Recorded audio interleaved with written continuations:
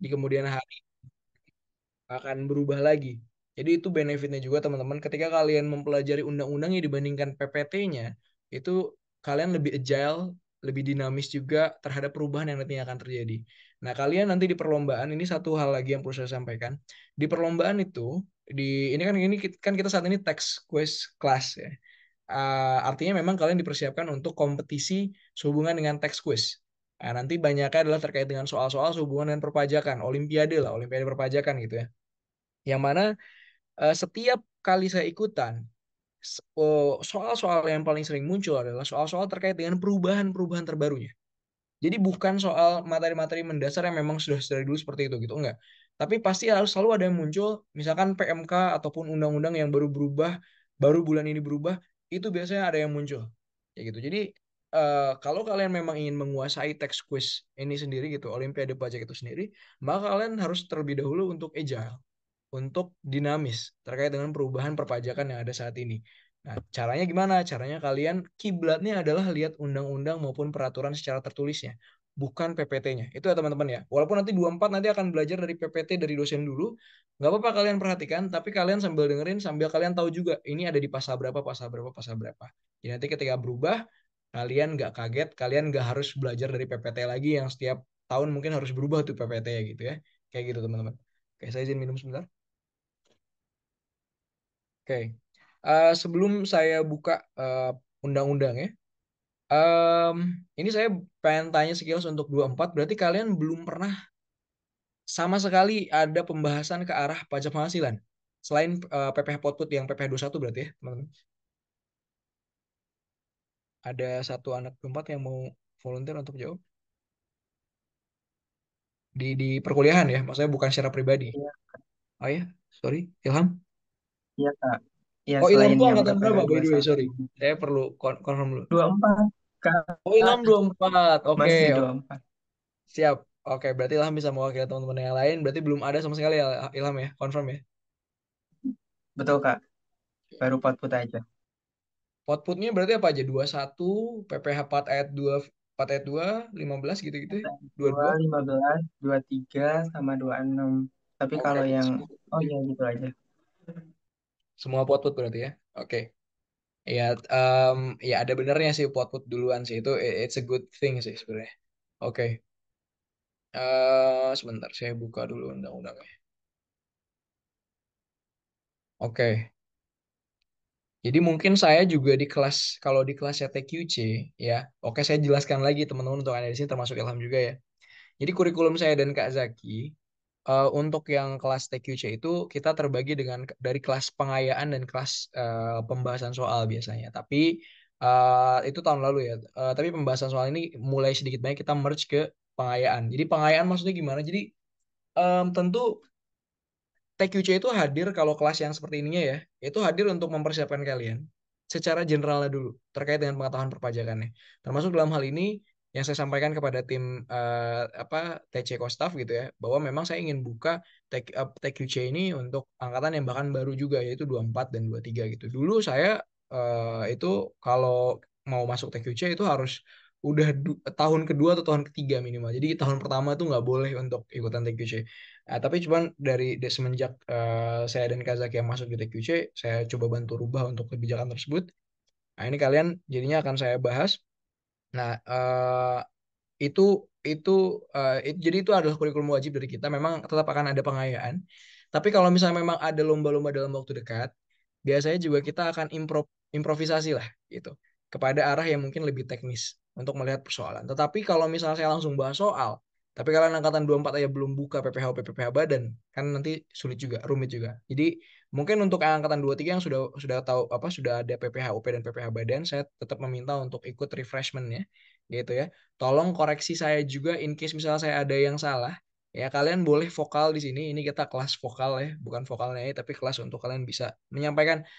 Kak, kayaknya yang aku mengerti gini deh. Nanti kita akan berdiskusi, berdialektika ya, teman-teman ya. Sebagaimana kalian seharusnya sebagai seorang mahasiswa. Kayak gitu. Jadi, em, itu kurang lebih gambaran kelasnya. Kita pengayaan, kita akan lihat materi. Tetapi, materinya nggak full materi. Ya memang tadi satu ada pembahasan soal dan biasanya saya akan berikan selingan berupa tips-tips hubungan dengan Olimpiade pajaknya seperti apa. Seperti itu ya. Nah, jadi tadi ya beberapa juga saya sampaikan beberapa tips ya sehubungan dengan uh, apa Olimpiade pajak apapun itu bentuknya gitu ya. Nah, selebihnya ini ada yang mau saya sampaikan lagi. Ini saya sambil share screen ya, teman-teman ya. Saya harap teman-teman semua sudah memegang file susunan dalam satu naskah berikut ini. Kalau belum, saya akan kirimkan di chat Zoom. Saya sambil kirim deh, kalau gitu ya. Ntar ya. Mana ya? Saya simpan di mana ini?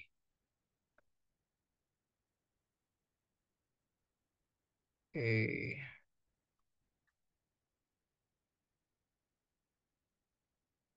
Salah. Nah, jadi teman-teman, saya tadi bilang kan, saya minta tolong kepada kalian, kalau kalian memang ingin fokus sekali terhadap Olimpiade pajak, terhadap lomba-lomba perpajakan gitu ya. Tolong kiblat kalian bukan hanya dari PPT saja. Saya ingat kata saya bukan hanya ya, bukan artinya kalian harus full kepada undang-undang, kalian tetap harus lihat juga PPT-PPT yang sudah disiapkan oleh dosen karena biasanya memang itu sudah ada rangkumannya di sana, menggabungkan antara undang-undang dengan PMK yang sudah berlaku saat ini. Tetap kalian butuh hal itu. Tetapi sebisa mungkin kalian tahu undang-undangnya seperti apa. Nah, undang-undang saya biasa bacanya dari sini, dari susunan dalam satu naskah ini, gitu ya. Nah, ini saya kirimkan kepada kalian.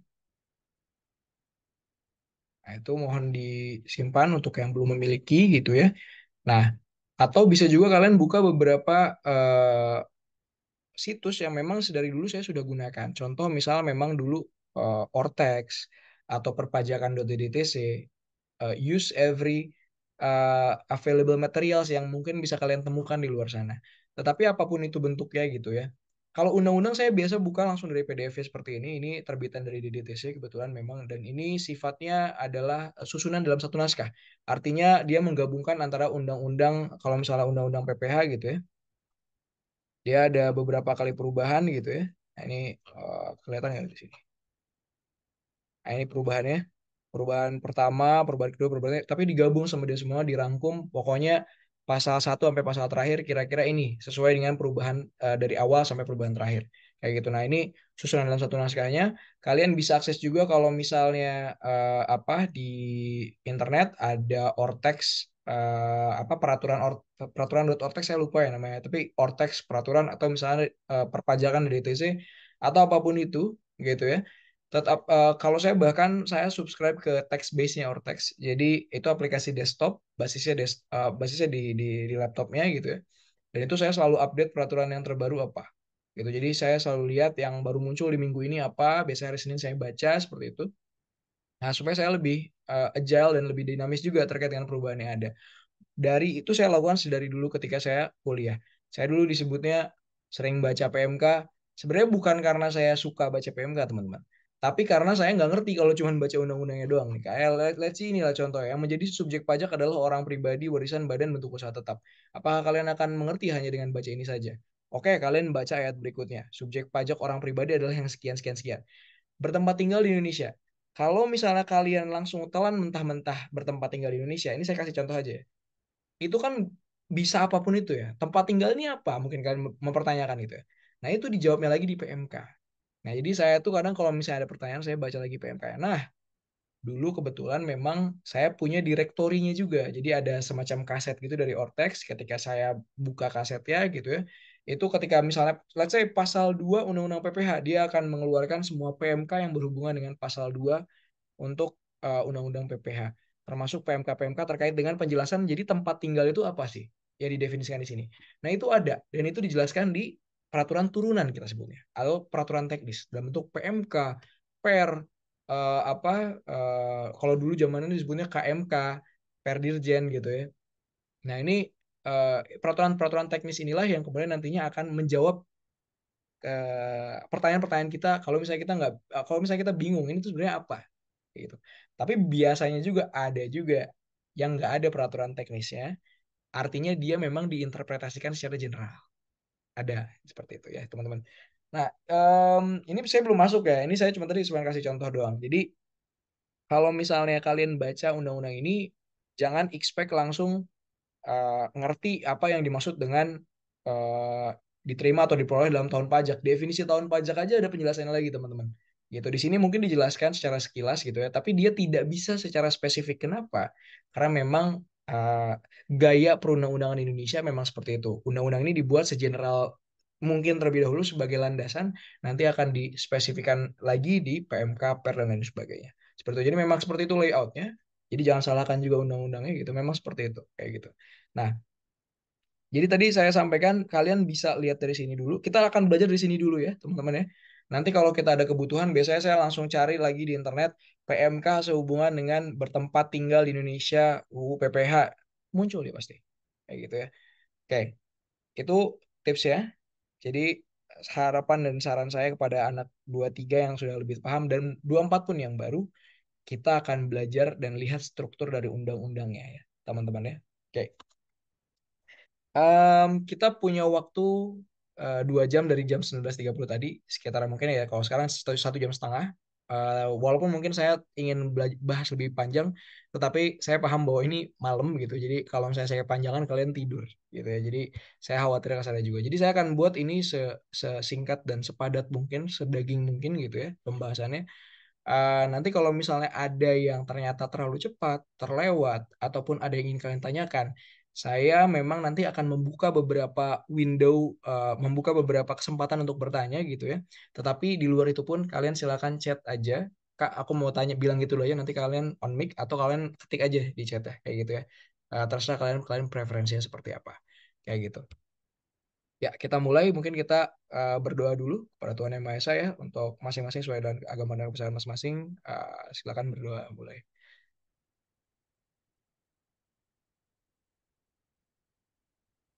Oke, semoga uh, materi pada malam hari ini bisa kita terima dengan baik. Teman-teman, saya harapkan apa yang saya sampaikan di malam hari ini bisa menjadi landasan kalian bahkan untuk ke depannya. Tidak hanya untuk persiapan perlombaan, tetapi untuk landasan kalian sebagai mahasiswa pajak ya, teman-teman. Oke, kita bahas. Em, Undang-undang sehubungan dengan perpajakan utamanya itu ada beberapa, teman-teman. Yang di file yang saya kirim ada tiga besar ya.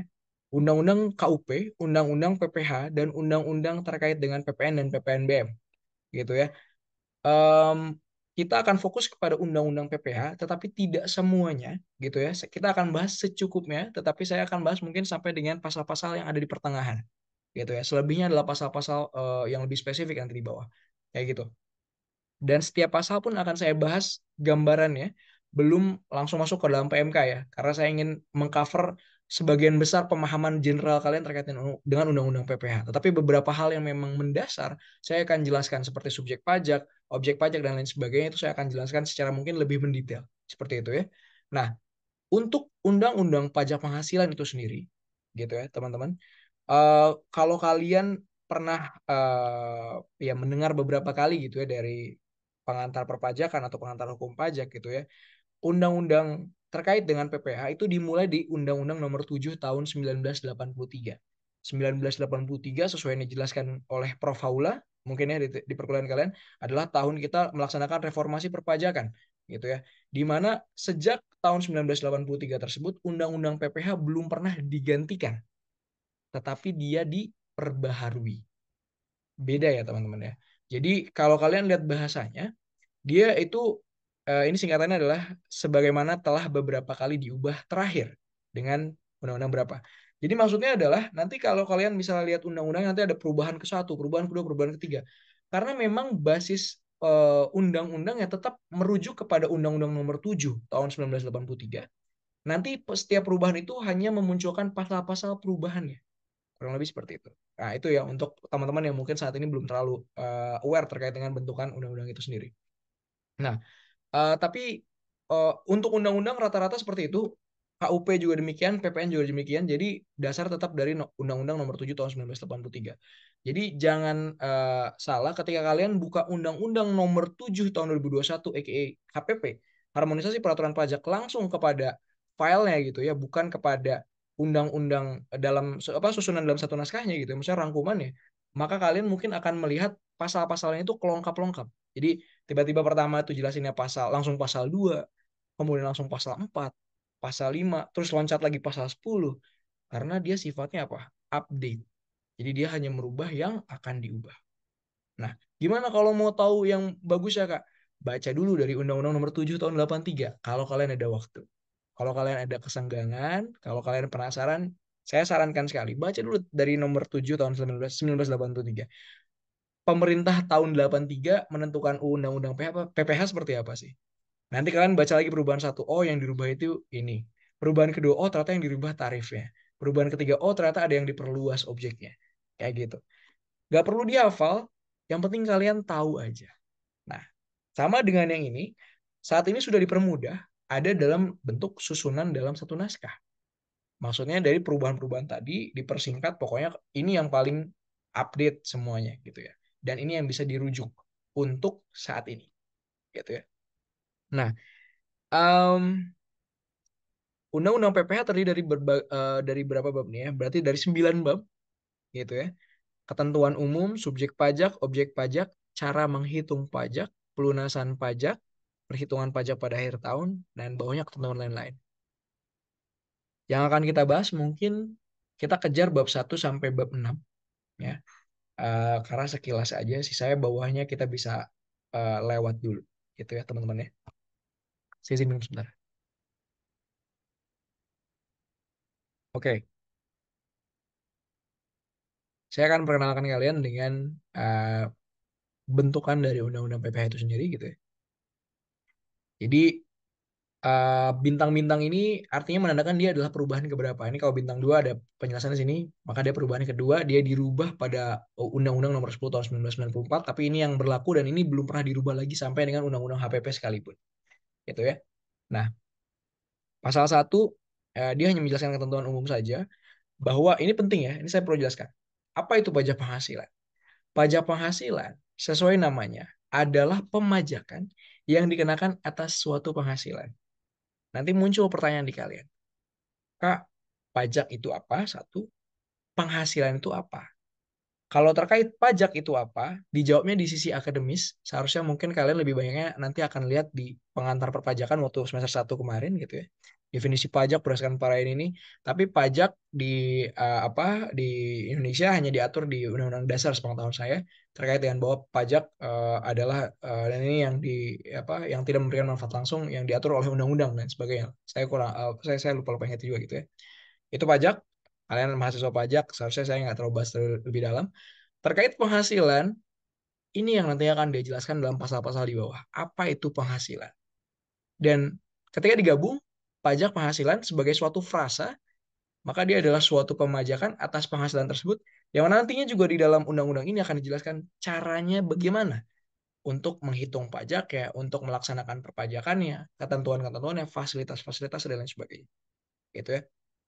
Nah, pajak penghasilan dikenakan terhadap subjek pajak atas penghasilan yang diterima atau diperolehnya dalam tahun pajak.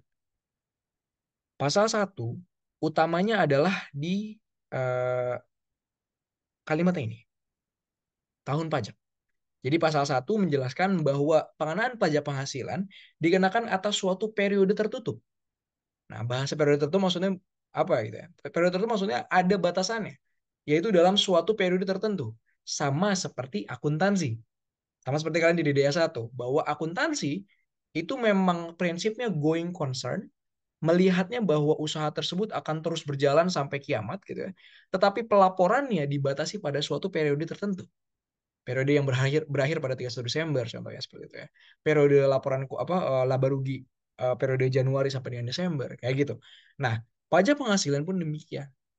Dia karena dia nantinya utamanya merujuk sekali kepada akuntansi gitu ya. Nanti akan banyak sekali kita melihat rujukan kepada akunting. Maka dia juga membatasi periodenya. 1 tahun pajak. Nah, tahun pajak di Indonesia normalnya adalah 12 bulan. Normalnya adalah Januari Desember. Nah, untuk orang pribadi, untuk kita yang pribadi, tahun pajak kita hanya Januari Desember. Ya. Tetapi untuk badan, dia bisa untuk memilih antara berubah misalnya Februari Januari atau Juli Juni dan lain sebagainya dengan terlebih dahulu meminta perizinan kepada Kementerian Keuangan. Ya. Itu time frame-nya. Pajak penghasilan dikenakan atas suatu time frame tertentu. Pasal satu ini bisa keluar dalam soal. Bisa jadi dia keluarnya dalam bentuk entah kalimatnya ada yang ditweak sedikit atau kalian ditanya tahun pajak ini maksudnya apa gitu ya. Nah, ada satu lagi yang penting di sini namanya diterima atau diperoleh tapi akan saya bahas di pasal 4 nanti. Ini pasal pertama. Kalau ada pertanyaan silahkan kalian di chat atau langsung on mic gitu ya. Kita lewat gitu ya. Pasal kedua. Pasal 2 ini adalah pasal yang fundamental sekali karena sebetulnya untuk setiap undang-undang perpajakan akan ada beberapa hal yang sama dan mirip gitu ya. Apa? Pasti isinya kalau untuk jadi gini. Oke, kita balik lagi ke pengantar hukum pajak. Pengantar hukum pajak menjelaskan bahwa undang-undang perpajakan terbagi ke dalam dua jenis. Undang-undang yang sifatnya formal dan undang-undang yang sifatnya material atau substansial. Nah, untuk yang formal, seperti contohnya ketentuan umum dan tata cara perpajakan (KUP) gitu ya, dia menjelaskan tata caranya, ketentuannya, hukum acaranya kalau kita di Fakultas Hukum gitu ya. Tapi kalau misalnya undang-undang material, dia menjelaskan isi dari pemajakannya. Nah, contohnya PPN, PPh gitu ya. Tapi ada beberapa undang-undang yang campuran. Contoh undang-undang Bea Materai. Dia ada dua. Di dalamnya ada formilnya dan ada materialnya gitu ya. Nah, untuk undang-undang yang sifatnya material seperti undang-undang PPh, pasti di dalamnya ada tiga hal utama. Subjek pajak, objek pajak, dan cara menghitung pajak. Selebihnya adalah auxiliary atau bukan auxiliary. Selebihnya adalah aksesoris ya, gitu, sehubungan dengan pemajakan tersebut. Jadi ini utama. Nanti kita lihat juga ada objek pajak. Nanti kita lihat juga ada cara menghitung, gitu ya teman-teman ya. Nah, singkat terkait dengan subjek pajak. Subjek pajak itu terbagi ke dalam tiga bentuk ya. Ini kalau misalnya ada nanti biasanya kita lihat dalam bentuk PPT, tapi saya ingin kalian lihat dari bentuk kalimat dulu nih, kalimat undang-undang ya. Yang menjadi subjek pajak adalah A. Satu orang pribadi dan warisan yang belum terbagi sebagai satu kesatuan yang menggantikan yang berhak gitu ya. Ini dijelaskan barengan, nanti saya jelaskan kenapa dia digabung seperti ini. Kemudian badan, dan yang ketiga bentuk usaha tetap. Nah, di sini dijelaskan lagi gitu ya. Nah, ini perubahan terbarunya dijelaskan bentuk usaha tetap merupakan subjek pajak yang perlakuan perpajakannya dipersamakan dengan subjek pajak badan. Dia seperti badan, tetapi bukan badan, gitu ya. Ya, maksudnya pemajakannya dimiripkan seperti badan gitu ya, tetapi dia terpisah ya teman-teman ya. Dia adalah dua hal yang perlu kita pahami secara terpisah, gitu ya. Nah, sebelum kita masuk ke sana gitu ya, ini mungkin kalian ada pertanyaan, kenapa orang pribadi dan ada warisan Kak? Ini dan kemudian ini digabung di poin A, orang pribadi dan warisan. Kenapa? Karena warisan di sini adalah pengganti orang pribadi yang sudah meninggal. Jadi pada dasarnya ini adalah dua hal ini adalah sama, hanya beda kapannya saja. Kalau misalnya kita masih hidup, maka orang pribadi disebutnya. Tapi kalau kita sudah meninggal, kita adalah subjek pajak warisan, tapi hanya ya, hanya ketika kita warisan kita nih, aka harta kita atau penghasilan kita, itu belum dibagikan kepada ahli waris. Tapi kalau sudah dibagikan kepada ahli waris, maka penghasilan atau harta tersebut menjadi penghasilan atau harta dari ahli waris kita yang juga merupakan orang pribadi. Nah, jadi kalau misalnya let's say misalnya nggak ada sengketa waris, maka dari orang pribadi kepada orang pribadi lagi, maka tidak ada subjek pajak warisan di sana gitu ya. Nah, tapi ini muncul waktu itu untuk penjelas bahwa warisan itu tetap ada ketentuannya gitu ya. Nah, kemudian ada badan dan bentuk usaha tetap. Badan ini adalah apapun itu di luar orang pribadi. Dalam artian ini badan nanti ada penjelasannya di bawah, kita coba lihat gitu ya.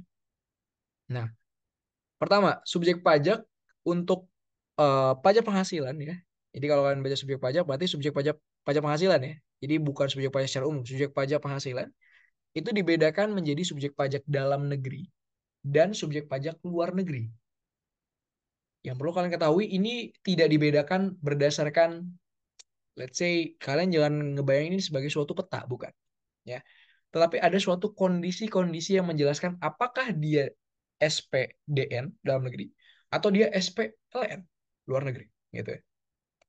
Apa penjelasannya? Contoh ini. Dijelaskan lagi di ayat ketiganya. Subjek pajak yang dalam negeri adalah yang memenuhi kriteria sebagai berikut. Pertama, untuk yang orang pribadi, maka dia didefinisikan sebagai apa? Untuk orang pribadi gitu ya. Ini berlaku untuk ketentuannya WNI maupun WNA sekalipun, gitu ya. Dia dikatakan sebagai subjek pajak dalam negeri apabila pertama bertempat tinggal di Indonesia, ya. Ini ada definisinya, tetapi umumnya singkatnya dia memiliki lokasi yang sifatnya tetap di Indonesia. Antara dia punya rumah, rumah tapak, rumah apartemen, memang beli gitu ya, atau memang intinya dia punya tempat bernaung, bermukim secara tetap. Kalian bisa definisikan secara logis apa itu bermukim tetap. Perbandingannya dengan bermukim secara sementara adalah kalau kalian nginepnya di hotel atau kalian sewanya bulanan, itu bermukimnya masih dianggap tidak tetap, gitu ya. Nah, atau ya nanti ini ada atau ya, atau berada di Indonesia lebih dari 183 hari dalam jangka waktu 12 bulan. Berada di Indonesia lebih dari 183 hari. Untuk yang angkatan 24 mungkin ini dibahas di PPH Potput mungkin ya, karena ada PPH 26, tapi nggak apa-apa. Intinya ketika Anda ataupun orang pribadi yang tidak punya pemukiman tetap itu ada di Indonesia, entah dia tidur di jalan atau tidur di hotel gitu ya, dan dia berada di Indonesia itu lebih dari 183 hari, mau dia secara berturut-turut maupun loncat-loncat gitu ya, masuk keluar Indonesia, tapi ketika di total lebih dari 183 hari, artinya 184 ke atas gitu ya, dalam jangka waktu 12 bulan, 12 bulannya itu tidak harus Januari Desember ya, tapi 12 bulan sejak dia pertama kali menginjakan kaki di Indonesia, gitu ya. Jadi pertama kali menginjak kaki di Indonesia, tak itu dimulai tuh 12 bulan ke depan. Nanti akan direkap apakah dia sudah 183 atau belum, gitu ya. Nah, atau yang ketiga, dalam suatu tahun pajak berada di Indonesia, berada berarti fisik ya ada di Indonesia, ya, dan mempunyai niat untuk bertempat tinggal di Indonesia. Niat bisa dalam berbagai bentuk. Di PMK dijelaskan antara dia memang menikah dengan orang Indonesia, memiliki kitas atau kitab yang masa berlakunya lebih dari 12 bulan di Indonesia atau lebih dari 123 hari intinya gitu ya. Nah, yang menunjukkan bahwa memang mereka ini ada potensi untuk lebih dari 183 hari. Walaupun belum 183 hari di Indonesia gitu ya. Nah, seperti itu. Ketika orang pribadi, WNI maupun WNA, ada yang mengikuti ketentuan ini, maka dia tergolong sebagai subjek pajak OP orang pribadi DN dalam negeri, gitu ya. Nah, eh, akan sangat bagus sekali ketika kalian membuka PMK, mencari definisi apa itu niat, satu, apa itu apa tempat tinggal di Indonesia, gitu ya, dan bagaimana cara perhitungan 183. Itu kalian akan jadi superior sekali ketika kalian bisa mencari itu secara mandiri nanti gitu ya, silakan. Dan kalian membaca sekilas saja. Karena itu nantinya akan memupuk pengetahuan itu dalam diri kalian. Oh, ternyata gini. Oh, ternyata gini. Dan itu jarang diketahui karena jarang di cover di dalam PPT dosen ataupun penjelasan secara umum. Itu karena terlalu spesifik dan sering berubah. Kayak gitu ya. Nah, kemudian untuk badan ya, dia dikatakan sebagai subjek pajak dalam negeri apabila memang dia didirikan dan bertempat kedudukan di Indonesia, ya, kecuali untuk unit-unit pemerintahan lah, dia tidak dianggap sebagai badan subjek pajak penghasilan ya. Kalau untuk yang unit-unit pemerintahan seperti let's say eh, apa pemerintah daerah provinsi Jawa Barat, ya itu bukan subjek pajak badan walaupun dia mungkin masuk kategori badan. Nanti ada definisi badan di bawah di penjelasannya, kita coba cek. Nah, apa itu didirikan atau bertempat kedudukan Indonesia, ya. Di PMK nanti ada penjelasannya juga, tetapi singkatnya untuk kalian ketahui, mudahnya ketika dia itu mendirikan suatu badan yang terdaftar di Kemenkumham atau di notaris, ada suatu entitas badan. Badan itu, kita lihat badan dulu deh, definisi badan. Badan itu adalah sekumpulan orang atau modal yang merupakan kesatuan. Kita lihat contohnya perseroan terbatas PT, perseroan komanditer CV, atau perseroan lainnya, badan usaha milik negara BUMN, BUMD, firma, kongsi, koperasi, dana pensiun, persekutuan, perkumpulan, yayasan, dan lain sebagainya. Organisasi massa, organisasi sospol, partai dalam arti ini. Berarti ya, badan-badan ini ketika dia terdaftar di Kemenkumham dalam hal ini gitu ya, Kalimat di PMK-nya nggak Kemenkumham, tapi definisi praktisnya seperti itu. Ketika dia terdaftar di notaris di Kemenkumham gitu ya, maka dia adalah badan dalam negeri. Karena artinya badan-badan ini mengikuti ketentuan Undang-Undang Indonesia dalam pembentukannya, penandatanganannya lah, persuratan dan lain sebagainya. Ciri yang paling ketara lah bahasa gitu ya, adalah kalau dia memiliki singkatan depan selayaknya singkatan depan yang hanya berlaku di Indonesia. Apa itu? PT, CV, FA berarti firma gitu ya. Persek, persekutuan gitu ya. Hal-hal ini memberikan gambaran bahwa dia adalah badan dalam negeri. Kenapa? Karena di luar negeri namanya bukan PT, PTI Ltd, SDNBHD dan lain sebagainya. Ketika namanya seperti itu,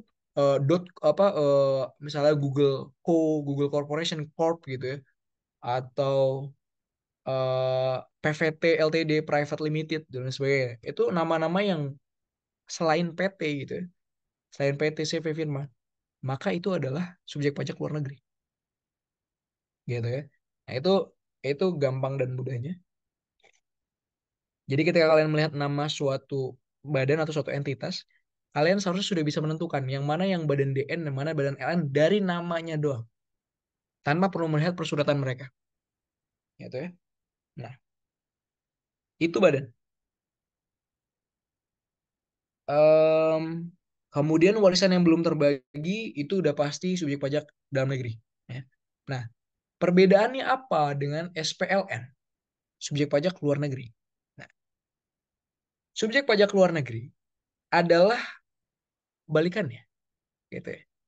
Untuk orang pribadi, maka dia adalah orang pribadi yang tidak bertempat tinggal di Indonesia. Pasti kalau dia nggak ada di Indonesia berarti bukan. Nah, tapi hati-hati juga, ya. Kita lihat dulu yang berikutnya. Untuk WNA, dan ini ada yang B ini WNA, ya. Kemudian yang C ini untuk WNI. Nah, kita lagi lihat ketentuan untuk SPLN ya, gitu ya. Nah, untuk WNA, ketika dia memang di Indonesia tapi tidak lebih dari 183 hari, maka dia adalah subjek pajak luar negeri. Tapi kalau ada WNI gitu ya, dia aslinya WNI, kemudian berada di Indonesia lebih dari 183 hari di luar Indonesia, di luar daerah pabean Indonesia, dan juga memenuhi persyaratan berikut ini di bawah gitu. Ini baru nih, teman-teman, baru di Cipta Kerja. Maka dia juga dapat dikategorikan sebagai subjek pajak luar negeri walaupun dia punya KTP Indonesia. Nah, ini nanti jelaskan ya, teman-teman ya. Nah, itu untuk WNA, WNI, dan yang terakhir terkait badan. Ya, badan ya kebalikannya, yang tidak didirikan dan tidak bertempat kedudukan di Indonesia. Artinya tidak menggunakan ketentuan dan regulasi Indonesia. Namanya tadi SDNBHD, PVT PVT Ltd, PT Ltd, BV untuk yang Belanda gitu misalnya. Jepang tuh Corp kalau nggak salah, corporation kalau di Jepang dan lain sebagainya. Itu maka dia adalah badan luar negeri. Mau direkturnya tiba-tiba datang ke Indonesia gitu ya, dalam waktu 1 tahun direkturnya datang ke Indonesia gitu ya, maka yang jadi SPDN cuma si direktur aja secara perorangan, tetapi badannya tidak akan pernah berubah bentuk ya. Jadi orang pribadi itu fleksibel, dia bisa pindah-pindah kategori, tetapi kalau badan ya, badan itu firm, dia didirikan di mana maka dia adalah subjek pajak sana gitu. That's why kemudian ketika ada badan-badan luar negeri yang ingin melakukan ibaratnya tax planning, maka mereka harus membentuk badan baru kalau dia mau menggunakan fasilitas dari negara lain. Seakan-akan dia adalah subjek pajak negara lain misalnya. Maka dia harus buat entitas baru di negara tersebut. Itu sebabnya PT itu ada banyak biasanya untuk satu grup usaha tertentu. Nah, sebelum saya lanjut, saya ada lupa sedikit hal gitu ya. Saya perlu jelaskan ini juga kepada teman-teman sekalian. Ini juga fundamental. Saya gambarkan aja di sini. Kalian mungkin bertanya, Kak, tadi kakak bilang ada subjek pajak luar negeri. Subjek pajak luar negeri ini ketika dia ada di Indonesia lebih dari 183 hari jadi subjek pajak dalam negeri. Kak, kalau dia misalnya hanya berwisata saja, datang Indonesia dalam waktu 7 bulan lebih dari 183 gitu. Apakah dia kena pajak? Mungkin itu jadi pertanyaan. Gitu ya. Nah, ada yang mau jawab dulu teman-teman? Ada yang mau coba jawab? Ada yang mau coba nebak? Dia cuma wisata doang, dia kena pajak gak kira-kira? Kasih waktu 5 detik. 5, 4, 3, 2, 1. Saya jelasin ya. Kita ibaratkan begini tuh. Oh, ada Afri. Boleh Afri? Afri boleh. Silakan. Halo Kak Krisna, Eh, kenalin aku Afri dari angkatan 2003. Nah, Halo Afri. menurut aku buat yang pertanyaan Kak Krisna tadi yang apa ya turis turis berwisata doang ya ke Indonesia ya. Hmm, hmm. Yang menurut aku itu tergantung sih Kak dia eh, punya niat untuk tinggal di Indonesia atau tidak dan akan lebih dari time testnya 123 hari atau tidak. Nanti kalau udah lebih ya pastinya akan dikenain Oke, PPh 21. oke. Nah, Nah, menarik tuh. Ada nantinya penyebutan PPh 21. Oke. Kemudian Afri, ada lagi? ya sebelum sepengalaman saya ya kalau dia Betul. belum 183 hari itu dia bakal dikenain PPh 26. Tapi tergantung sih Kak, dia melakukan transaksi apa. Oke, bagus.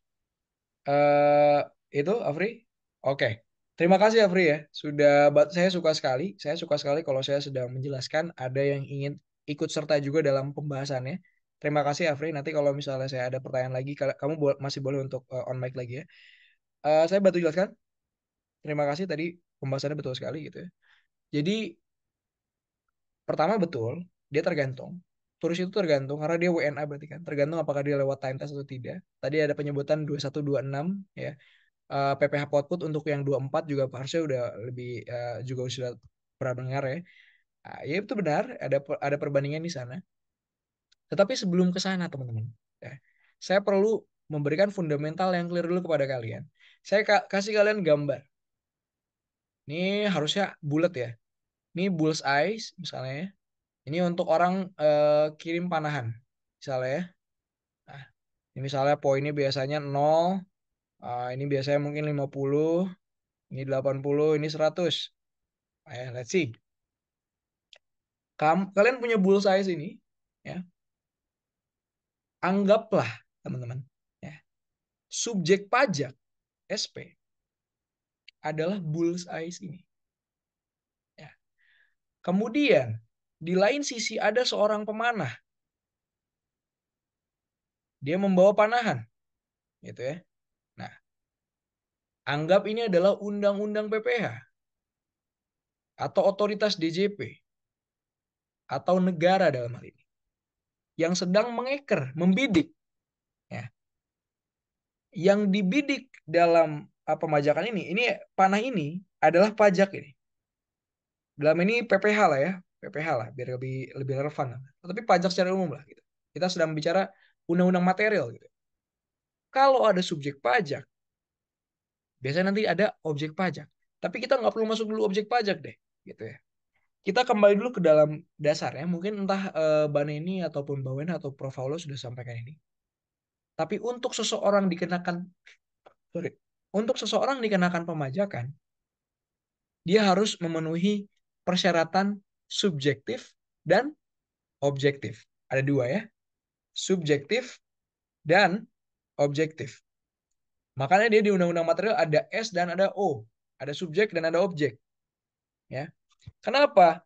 Karena kalau kita cuma punya subjek aja, kita cuma punya bull's eyes aja, tetapi pajak atau panah ini belum kita lepaskan. Baru kita tarik, baru kita keker yang mana yang sekiranya bisa untuk kita tembak. Nah, WNI, ya, WNA, siapapun itu, mau dia cuman turis, mau dia cuman diem, misalnya kita nih, saya lagi duduk di rumah saya gitu ya. Saya ini sedang dalam panahan pajak ini. Saya bisa kena pajak kapanpun, gitu ya.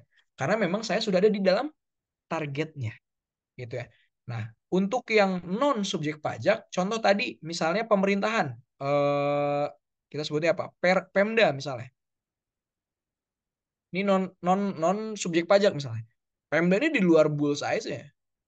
Mau gimana pun dia bergerak, panah itu nggak akan pernah kena dia. Tetapi WNI, WNA yang lagi ngapain aja di Indonesia gitu ya, ataupun badan-badan tadi PT-PT, ini masih diem dulu nih. Kita nggak gerak apa-apa gitu. Kita dalam target. Nah, panah tersebut baru dilepaskan, baru diluncurkan gitu ya, pajak ya.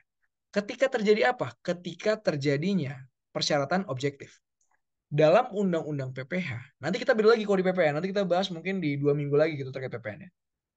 Untuk pajak penghasilan, objeknya adalah ketika terjadinya suatu penghasilan. Nah, jadi kalau tadi kita kembali dengan apa kasus tadi, ketika WNA tersebut hanya menjadi turis, hanya spending money aja gitu ya, dia beli-beli barang, dia ke restoran dan sebagainya, maka seharusnya tidak ada pemajakan atas PPH ya. Ini kita lagi bahas PPH ya. PPN bisa jadi possible seperti yang kalian ketahui, PPN kita bayar kalau di kalau kita beli barang atau di restoran kita bayar pajak daerah. Kita lagi keluarkan itu dulu ya.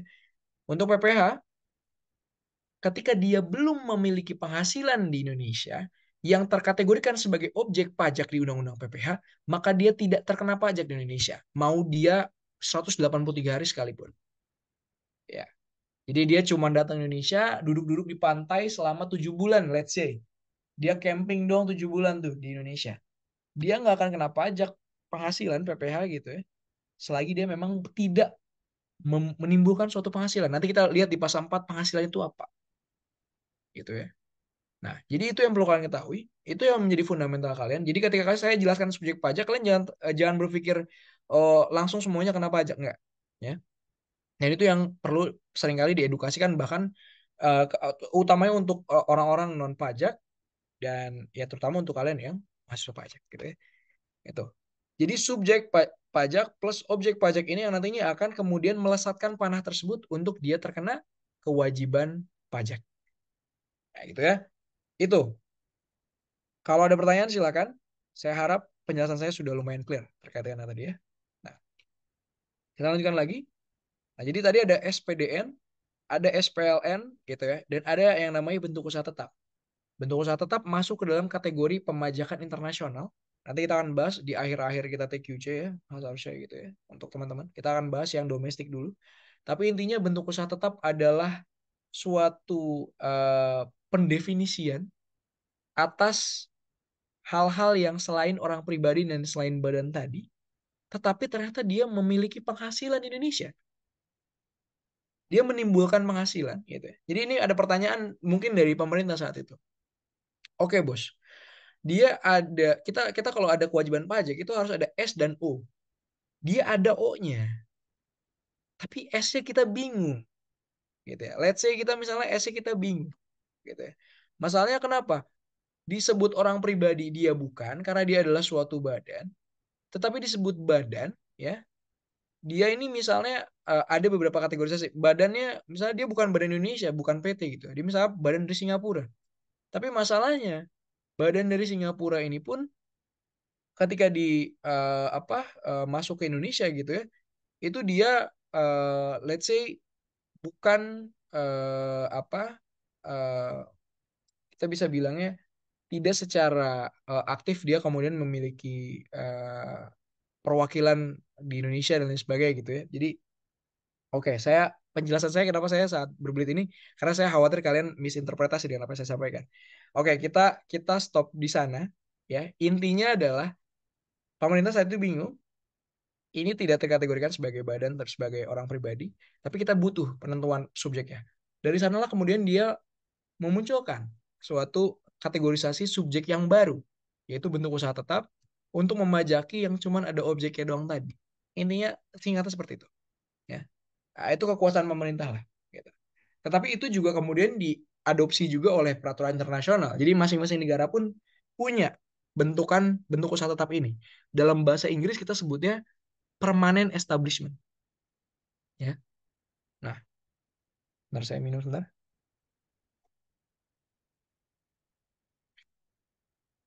Oke. Jadi kita nggak bahas terlalu dalam dulu. Nanti kita akan bahas di baca internasional. Intinya kalian perlu ketahui aja ada namanya BUT, bentuk usaha tetap. Nanti kita bahas. Oke. itu pasal 2 terkait dengan definisi subjek pajak ya. Kalian boleh baca nanti lebih dalam terkait dengan penjelasannya. Kurang lebih harusnya sama dengan apa yang saya sampaikan, tetapi saya sangat eh, merekomendasikan sekali kalian baca mandiri penjelasan maupun PMK yang nantinya ada gitu ya. Terlepas dari apa yang saya sampaikan. Nah, ini tadi ya pasal 2A ini terkait dengan kewajiban pajak subjektif. Nah, jadi tadi kita bahas subjek pajak. Subjek pajak ini kemudian akan muncul kewajiban pajak subjektifnya seperti apa. Nah, ini kalau ini dia menjelaskan bahwa untuk orang pribadi yang dalam negeri gitu, misalnya kita ya sebagai WNI, maka kita sudah menjadi bull's eyes tersebut, sudah menjadi target tersebut sejak kita lahir. Sejak kita lahir sampai dengan nanti kita meninggal gitu itu masih jadi subjek pajak gitu, alias target pajak dalam hari ini mungkin untuk memudahkan persepsi kalian.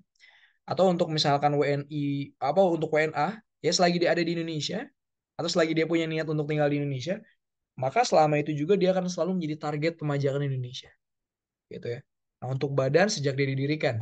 Nah, ini nanti ada PMK-nya lagi terkait dengan nanti hubungannya ke KUP biasanya. Terkait dengan kewajiban untuk dia mendaftarkan diri untuk memiliki NPWP. Nah, tapi itu tidak saya bahas di sini, itu teknis juga.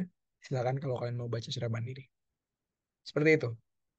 Jadi kalau kita dari lahir, nah ini sering kali keluar di pertanyaan ya. Jadi sejak kapan kewajiban pajak subjektif orang pribadi dimulai? Jawabannya sejak dilahirkan. Ada yang bilang sejak punya KTP, sejak 17 tahun. Nanti pilihannya gitu ya. Sejak daftar KTP, sejak dia memasuki eh, bangku kelas 1 SMA misalnya dan sebagainya. Ada apa ya? Ini dilahirkan. Oke.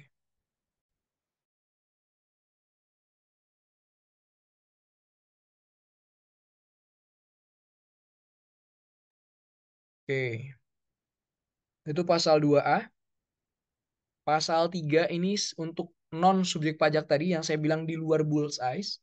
Ada kantor perwakilan negara asing, kemudian ada pejabat-pejabat perwakilan diplomatik dan konsulat atau pejabat lain dari negara asing, let's say misalnya dubes kayak gitu atau pegawai kedutaan gitu ya.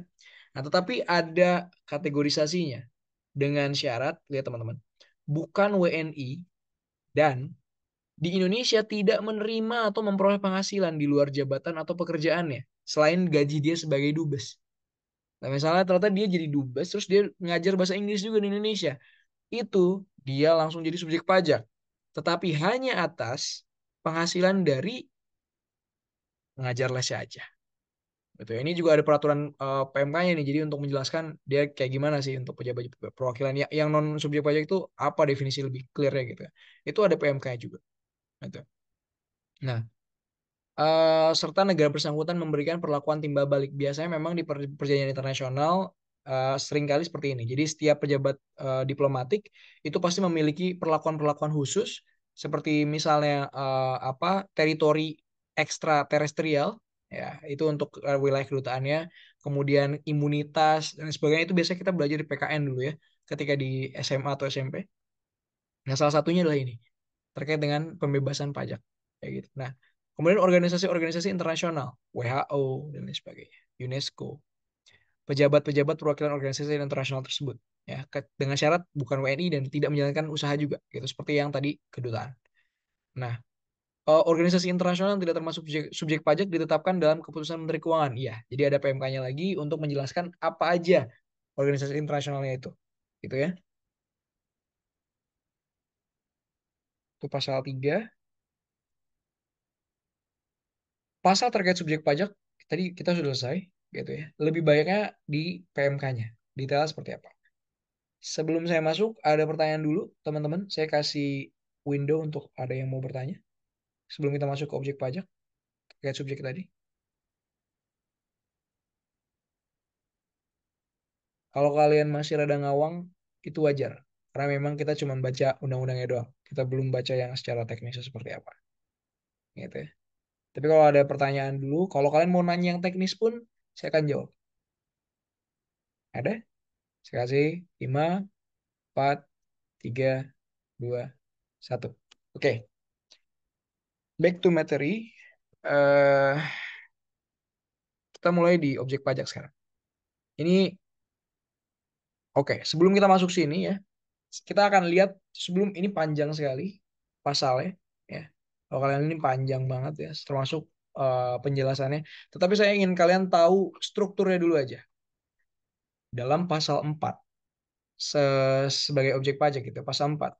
Mungkin kalian di sini ada yang dibahas di PPh 21 atau di mana gitu, entah ya. Tapi nggak masalah, kita bahas lagi, kita refresh lagi. Pasal 4 itu terdiri dari tiga ayat, tiga ayat utama, cuma ada ayat penambahan di ayat. Jadi ini ada ayat 1, kemudian ada ayat ini ayat penambahan, ini aksesoris dari ayat 1, ayat 1A, 1B, 1C. Ini baru di Cipta Kerja. Kemudian ini utama ini, ayat 2 dan ayat 3. Udah. Kita sering bilangnya kalau kalian nanti udah semakin advance lagi ya, 41, 42, 43 Undang-Undang PPH. Itu adalah tiga ayat yang masing-masing memiliki kategorisasi masing-masing. Untuk kalian yang sudah baca Potput untuk angkatan 24, kalian pasti mengenali PPH 4 ayat 2. Kategorisasinya adalah pajak penghasilan atas yang dikenakan secara final. Nanti kita bahas secara sekilas gitu ya. Jadi mungkin kalian sedikit kegambar. Di sini ada perbedaan yang cukup clear sebetulnya kalau kalian memahami bentukan bagannya dari hal ini gitu ya. Jadi, tapi dulu ketika saya pertama kali mempelajari hal ini, saya juga mempertanyakan sebetulnya. Jadi ini apa maksud dari tiga ayat ini gitu? Maksudnya interkoneksinya seperti apa? Koneksi antara satu ke dua, dua ke tiga, tiga ke satu itu seperti apa? Karena mereka ada dalam satu pasal yang sama, tetapi kenapa masing-masing memiliki perbedaan yang masing-masing? Oke, jadi ini. Kita mulai dari 4 ayat 1. 4 ayat 1, kalian bayangkan adalah suatu kotak yang full gitu ya. Ini kita kotak.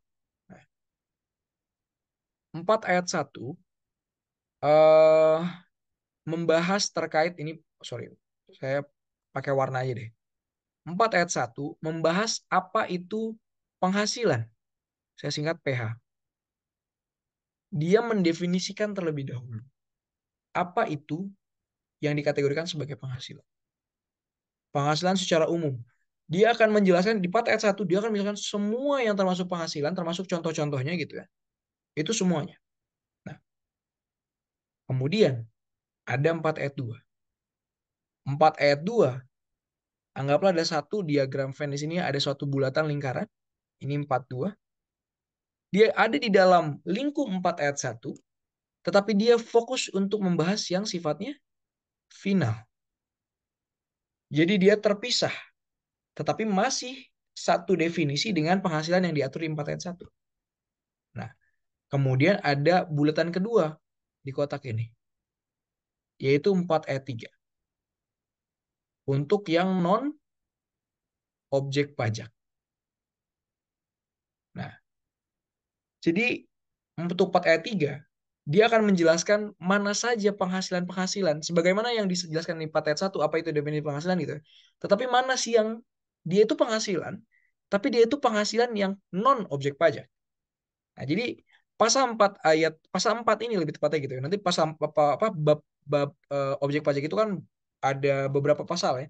Tapi untuk pasal 4-nya itu fokus sekali terkait dengan penghasilan itu apa gitu ya.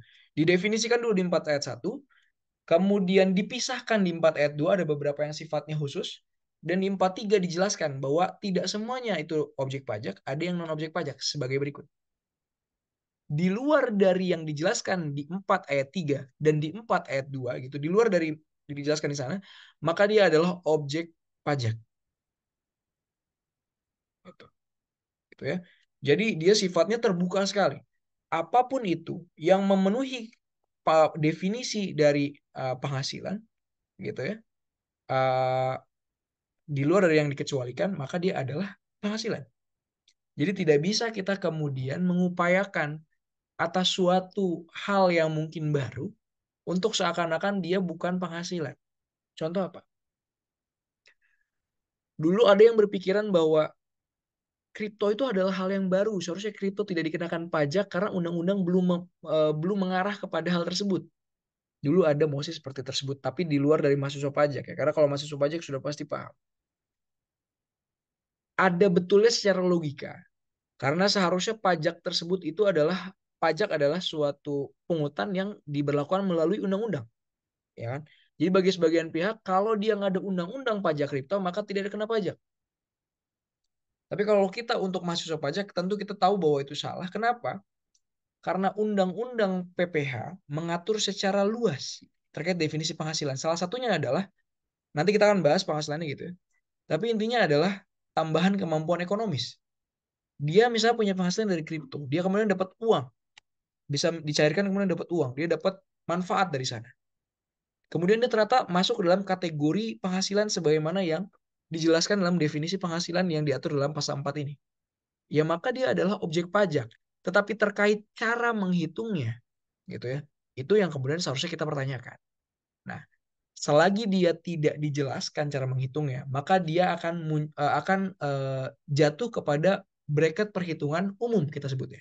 Jadi perhitungan atas semua jenis penghasilan mau dia nanti baru ada di masa mendatang. Contoh, misalnya kita ada penghasilan dari entah apa ya bentuknya gitu ya, mungkin mata uangnya dari planet Mars atau lain sebagainya gitu ya, penghasilannya dari galaksi mana gitu ya.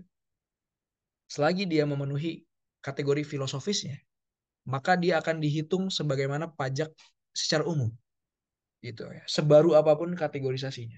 Sejauh ini tidak ada loophole di sana. Loophole-nya, kalau teman-teman ingin tax planning atau ingin, ya kalau kalian mempertanyakan kak yang ilegalnya kalau gitu bagaimana? Banyak yang bermainnya di mana? Bermainnya adalah dengan mengutamakan penggunaan bulatan-bulatan ini. Pada bulatan 4 ayat 2 yang final ataupun bulatan 4 ayat 3 yang non objek pajak, itu dia mendefinisikan sesuatu itu sebagai suatu non objek pajak. Contoh let's say warisan. Warisan adalah non objek pajak gitu ya. Warisan ini tidak dijelaskan, pokoknya warisan ya. Tidak dijelaskan lebih lanjut, tidak ada PMK-nya, tidak ada penjelasannya di dalam undang-undang ini. Pokoknya warisan ya. Cuman ya memang kalau kita secara logika dan mungkin di sudut pandang hakim gitu ya, warisan adalah apapun itu yang ada di dalam surat waris. Awalnya berarti dimiliki oleh pihak yang sudah meninggal, diturunkan kepada pihak siapapun yang ada dalam akta warisnya. Tidak harus selalu waris Islam gitu ya. Waris secara umum, waris secara perdata negara Indonesia gitu itu pun bisa gitu ya. Atau waris secara surat wasiat saja pun itu warisan. Gitu ya. Nah, loophole di sana bisa jadi let's say ada pihak-pihak tertentu yang kemudian tax avoidance ataupun tax evasionnya adalah dengan mengkategorikan penghasilan-penghasilan dia seakan-akan itu adalah warisan. Ada seperti itu. Contoh saya dapat gaji, saya bilangnya ini adalah warisan dengan pembuktian-pembuktian tertentu. Oh, ini warisan saya kok. Oh, misalnya amit-amit misalnya orang tua saya kok habis kena ini. Ini saya dapat uang, ya itu warisan itu. Itu ada seperti itu. Loophole di sana. Kayak gitu ya. Nah, tapi untuk pot ayat 1 itu tidak ada loophole. Kenapa? Mari kita lihat definisi yang diatur dalam 4 ayat 1 ya, teman-teman ya. Nah, ini sangat penting sekali karena 4 ayat 1 ini definisinya sering sekali keluar dalam perlombaan. Sebelum saya jelaskan, ada yang ingin volunteer dulu? Ada yang barangkali sudah mengetahui definisi penghasilan yang ada di pasal 4 ayat 1 itu apa aja, teman-teman? Ada. Kita buka ya.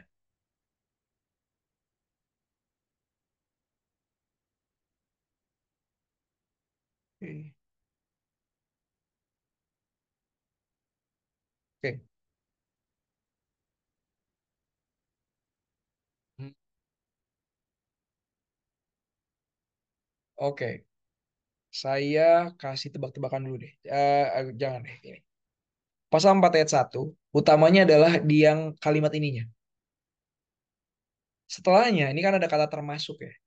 Ini adalah penggunaan bahasa untuk kita mencontohkan. Jadi dia tidak terbatas ke poin A sampai dengan S ini gitu ya. Tidak terbatas di sana. Dia terbuka selagi dia memenuhi kalimat yang ini. Kalau kalian mengingat dari pengantar perpajakan, kalian mengetahui bahwa ada definisi penghasilan yang dijelaskan oleh eh, SHS ya. Simon, Hans, and saya lupa. Kalian boleh chat di chat Zoom untuk kasih tahu saya lagi SHS itu siapa, siapa aja gitu. Tapi mereka adalah, ya tokoh-tokoh yang memberikan definisi terhadap apa itu penghasilan secara umum gitu ya. Indonesia mengadopsi dan menggabungkan paham ketiganya. Timbul yang namanya adalah SHS konsep,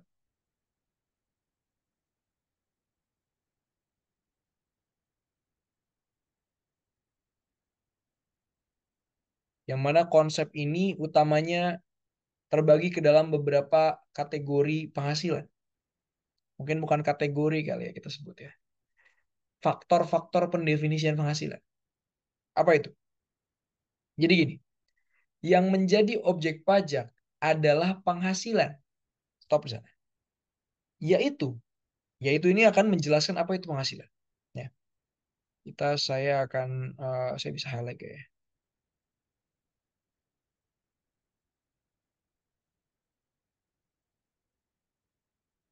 Oh bisa.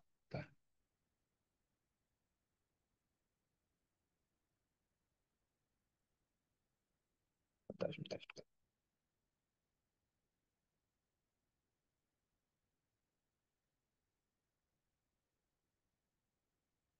Oke. Nah,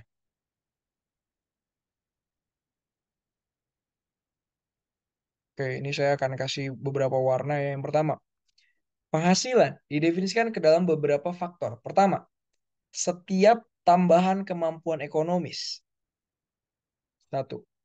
Yang kedua, yang diterima atau diperoleh wajib pajak. Yang diterima atau diperoleh dulu deh. Baik yang berasal dari Indonesia maupun dari luar Indonesia, kategori yang ketiga. Yang dapat dipakai untuk konsumsi atau untuk menambah kekayaan. Dan yang kelima, dengan nama dan dalam bentuk apapun. Ini sangat penting sekali teman-teman. 5 bracket ini em, sebetulnya kalau untuk dia dikategorikan sebagai penghasilan, dia harus memenuhi kelima-limanya. Sebetulnya gitu. Secara filosofis. Gitu ya. Nah, pertama saya jelaskan dari yang nomor satu. Ini akan saya jelaskan mendalam karena dengan saya menjelaskan ini seharusnya saya tidak menjelaskan yang bawah-bawahnya gitu soalnya. Nah, pertama, setiap tambahan kemampuan ekonomis. Ya, tambahan kemampuan ekonomis dijelaskan dalam SHS konsep adalah suatu selisih lah antara aset kita yang awal dengan aset kita yang berikutnya. Ya, tetapi tolong pahami apa itu tambahan kemampuan apa itu kemampuan ekonomis gitu ya. Jadi kemampuan ekonomis adalah kemampuan kita untuk ikut serta dalam transaksi ekonomi. Transaksi ekonomi ini bukan hanya jual beli menggunakan uang, tetapi barter, tetapi jasa dan lain sebagainya gitu. Nah, tambahan kemampuan ekonomis. Nah, kita kasih langsung kepada contohnya. Contoh, saya dapat uang, uang saya pegang. Uang ini akan meningkatkan kemampuan saya untuk melakukan transaksi ekonomi apapun itu. Maksudnya apa? Awalnya sebelum saya menerima uang, mungkin saya cuma bisa beli 5 telur dengan uang saya yang ada sekarang di dompet. Tapi ketika saya dapat uang, sekarang saya jadi bisa beli 10 butir telur. Itu tambahan kemampuan ekonomis. Atau selain uang, saya misalnya dapat fasilitas berupa hotel dari tempat kerja saya untuk tinggal. Eh, Ketika saya menginap di hotel tersebut, gitu ya, awalnya ya, saya harus bayar awalnya. Kalau misalnya saya nggak dapat fasilitas itu, saya harus bayar misalnya 2 juta per malam di hotel tersebut. Awalnya saya harus keluar dana nih dari dompet saya 2 juta. Tetapi karena saya dapat fasilitas tersebut, saya akhirnya nggak mengeluarkan uang sama sekali. Uang saya tetap gitu ya. Tetapi saya menerima apa? Manfaat, benefit, jasa di sana, kemampuan secara ekonomis. Yang mana di sini saya dapat manfaat, tapi uang saya tetap dan uang saya itu bisa saya gunakan untuk hal-hal yang lain. Itu didefinisikan sebagai tambahan kemampuan ekonomis juga. Itu ya. Itu yang pertama. Intinya ada kenaikan, value added gitu ya. Nah, kemudian yang diterima atau diperoleh. Ini sama seperti akuntansi. Apakah dia accrual maupun cash basis, selagi dia memang didefinisikan sebagai penghasilan atau tambahan kemampuan ekonomis, maka dia adalah penghasilan dalam kategorisasi pajak. Diterima maksudnya adalah cash, diperoleh adalah maksudnya secara hak gitu ya. Dia sudah menerima haknya untuk mendapatkan hal itu. Harusnya orang tersebut sudah harus bayar uang tersebut ke saya walaupun uangnya belum dia kirim ke saya. Itu ya. Saya yakin itu kalian sudah sangat paham sekali kalau berdasarkan DDA ya. Kemudian yang selanjutnya yang ketiga, berasal dari Indonesia maupun dari luar Indonesia. Karena Indonesia di pengantar perpajakan seperti yang kalian ketahui, kita menganut uh, global taxation. Jadi kita memajaki subjek pajak kita di Indonesia dari penghasilan dimanapun itu, gitu ya. Nah, kemudian yang dapat dipakai untuk konsumsi atau untuk menambah kekayaan ini sangat penting sekali teman. Untuk memahami bagian ini, yang perlu kalian ketahui adalah ini saya kasih contoh deh. Saya kasih contoh deh. Saya minta kalian jawab. Let's say saya ini dapat let's say misalnya ada Tuan Zaki deh. Kak Zaki misalnya em, menitipkan uang ke saya 100 juta gitu ya. Kemudian 100 juta itu kemudian eh saya simpan lah gitu ibaratnya memang di uang saya gitu di rekening tabungan saya. Itu dulu deh sebelum saya lanjut. Saya memiliki kewajiban objektif kah dalam hal tersebut, teman-teman? Ada yang ingin jawab? Ada yang chat? Kata Nafisha, tidak. Ada lagi yang lain? Kalau ada yang chat satu, saya harap yang lain chat juga. Ayo, ayo. Apakah Kazaki ketika nitipkan uang 100 juta ke saya, ada kewajiban objektif di sana? Saya kasih waktu 5 detik. 5, 4, 3, 2, 1.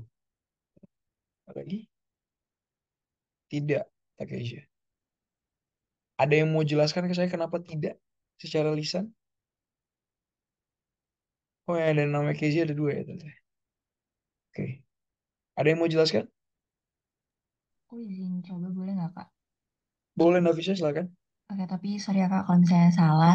Cuman kan Gak selama ini apa-apa. kan kalau yang kita tahu tuh pajak kan substance over form ya. Nah, substansinya tuh kan dalam hal ini kan memang Kazakinya tuh hanya menitipkan gitu. Dan di situ uang yang diberikan oleh Kazaki ke Kak Krisna tadi tuh tidak dapat apa ya dipakai untuk konsumsi atau menambah apa namanya menambah kekayaan gitu. Jadi kan intinya tuh lebih ke itu nggak bisa dipakai sama kakak dan itu cuman nitip aja gitu sih.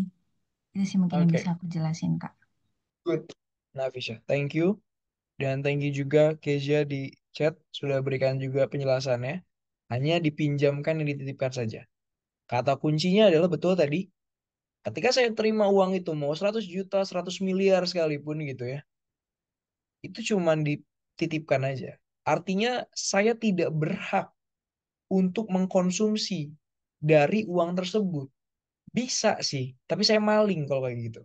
Nah, dan itu juga bukan kekayaan saya. Dalam artian ketika kalian memahami akuntansi, uang tersebut tidak saya catat dalam aktiva saya, betul? Ya kan? Uangnya mungkin iya, secara kasnya mungkin iya saya catatkan sebagai aktiva saya. Tetapi tidak saya catatkan sebagai aset, sorry. Tetapi kalau misalnya di sisi pasifanya gitu ya, saya tidak catatkan itu sebagai pendapatan saya, tapi saya catatkan itu sebagai kolom liabilitas saya, gitu ya kan? Jadi dari sana eh, kalian seharusnya sudah terbayang gitu. Ketika nanti ada beberapa, karena ini mungkin case yang saya sampaikan tadi simpel sekali gitu ya, penitipan itu clear banget clear gitu ya. Tapi saya sering kali nemukan teman-teman. Jadi eh, praktikal maupun nanti di perlombaan gitu ya. Praktikal yang paling mudahnya pokoknya saya sering kali dapat sengketa. Sesimpel jawabannya adalah ini bukan gini uang ini nggak bisa saya pakai untuk konsumsi. Gitu. Uang ini nggak akan bisa untuk menambah kekayaan juga. Uang itu hanya sekedar lewat saja. Dan itu bisa menang di pengadilan. Gitu ya. Karena satu kalimat ini saja gitu ya. Itu pemahaman yang sifatnya fundamental sekali terkait dengan undang-undang pajak penghasilan. Gitu ya. Terima kasih. Yang sudah tadi jawab, betul. dia tidak bisa digunakan untuk konsumsi, tidak juga untuk menambah kekayaan. Kadang ada jokes ya. Tapi kan semua penghasilan itu dititipkan oleh Yang Maha Kuasa, Kak. Oh iya, agak beda sih kalau ke sana ya nanti arahnya. Oke, itu yang nomor 4. Kemudian yang oke, thank you. Nah, kemudian yang terakhir dengan nama dan dalam bentuk apapun. Ini untuk menutup dan mem-wrap up eh, ya keempat yang awal. Tadi sudah disebutkan juga oleh Nafisha, substance over form. Mau dia disebut sebagai pinjaman, titipan, tapi aslinya itu kita bisa pakai buat konsumsi, maka dia ada penghasilan. Kalau misalnya kita sebut dia adalah sebagai, oh bukan kok ini bukan penghasilan, kita namakannya misalkan ada uang masuk, remarksnya non penghasilan, it doesn't matters gitu. Yang matters adalah empat-empat yang di atas ini karena dia sudah menegasi yang apa kalimat kelima ini, faktor kelima ini sudah menegasi unsur formil di sana. Jadi formilnya tidak terlihat. Yang kita lihat hanya yang materialnya saja, substance saja. Dengan kalian memahami itu, kalian baca masing-masing satu ini, itu udah pasti mengikuti yang atas ini. Jadi kalau nanti kalian mau baca, silahkan kalian baca. Tapi kalau kita baca satu-satu malam ini, kayaknya tidak cukup juga waktunya. Nah, ini intinya pasal 4 ayat 1 menjelaskan hal tersebut beserta contohnya. 4 ayat 2 menjelaskan beberapa hal yang akan dikategorikan sebagai final. Saya hanya refresh sedikit saja. Dia dikategorikan final karena kadangkala dia sulit kalau dipajakinya menggunakan ketentuan umum yang ada di Undang-Undang Pajak Penghasilan ini. Nanti ada cara menghitung pajak kan di pasal 16, pasal 17. Dia dianggapnya tidak relevan kalau pakai tarif Undang-Undang PPh, tidak relevan kalau menggunakan teknik penghitungan PPh. Jadi dia akhirnya ditentukan secara mandiri dan spesifik, atau kita sebutnya dalam pengantar perpajakan adalah scheduler taxation, tergantung dia apa, dan dia sifatnya per chamber atau per penghasilan itulah gitu ya. Dan ini nantinya diatur dalam peraturan pemerintah tersendiri gitu ya. Nah, ini tadi untuk memberikan perlakuan yang terpisah karena beberapa alasan. Salah satunya dan yang paling utama adalah karena tadi dia berbeda, dia mungkin cukup sulit untuk dipajaki secara umum. Sulit dalam hal ini bisa jadi memang karena dia ribet atau transaksinya ada banyak banget. Contoh ke perbankan dia kan banyak banget penghasilannya yang perlu di ini kan. Dan dia minor bisa jadi misalkan penghasilannya misalnya ya kecil-kecil aja gitu ya. Kayak tadi bunga tabungan mungkin untuk kayak kita misalnya nabung yang kecil. Atau mungkin dia memang ya sulit aja pada basisnya. Contoh apa? Konstruksi. Karena konstruksi ini misalnya dulu sih ya, dulu jarang orang yang ada di lapangan untuk bisa menghitung berapa penghasilan. Tapi kan kalau sekarang nanti kalau misalnya kalian belajar akuntansi keuangan 2 gitu, ada accounting for construction. Oke lah itu tapi agak beda. Intinya di sini disimplifikasi oleh pemerintah bahwa untuk beberapa jenis penghasilan dia dikenakan secara final dan ada ketentuan ya. Contoh lagi pajak final em, kripto enggak sih, enggak. Tapi ya ini yang ini aja. Final tuh berarti kan yang kayak bunga, diskonto, hadiah undian, sewa tanah bangunan dan lain sebagainya. Gitu ya. Oke, itu 4 ayat 2. Jadi penghasilan-penghasilan yang tadi memang kategorinya penghasilan, tapi masuk 4 ayat 2 maka dia di luar dari ketentuan yang akan diatur di cara perhitungan Undang-Undang PPh ini.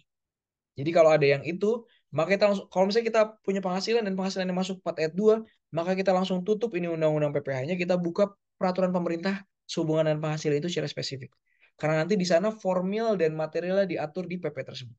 Cara cara hitungnya, cara bayar pajaknya, apa kewajiban dan lain sebagainya diatur dalam peraturan pemerintah secara spesifik dan tersendiri. Itu ya. Kemudian tadi yang ketiga ada pengecualian.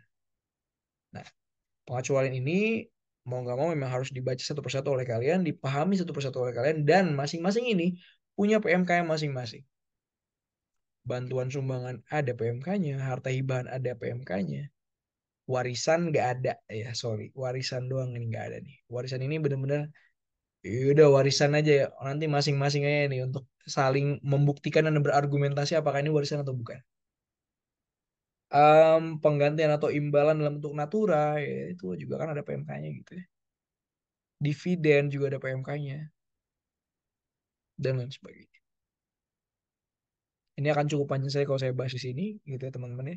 Saya harap saya memberikan layout, kalian kalau memang memiliki rasa penasaran yang cukup tinggi, saya minta tolong kalian baca gitu ya. Tapi yang paling sering keluar adalah hibah. Hibah ini harus dari keluarga sedarah. Keluarga sedarahnya itu dalam garis keturunan lurus 1 derajat, ya. Atau hibah kepada badan keagamaan, badan pendidikan, badan sosial termasuk yayasan yang ada definisi tertentunya dalam undang apa dalam PMK gitu ya. Jadi itu ada definisi tertentunya.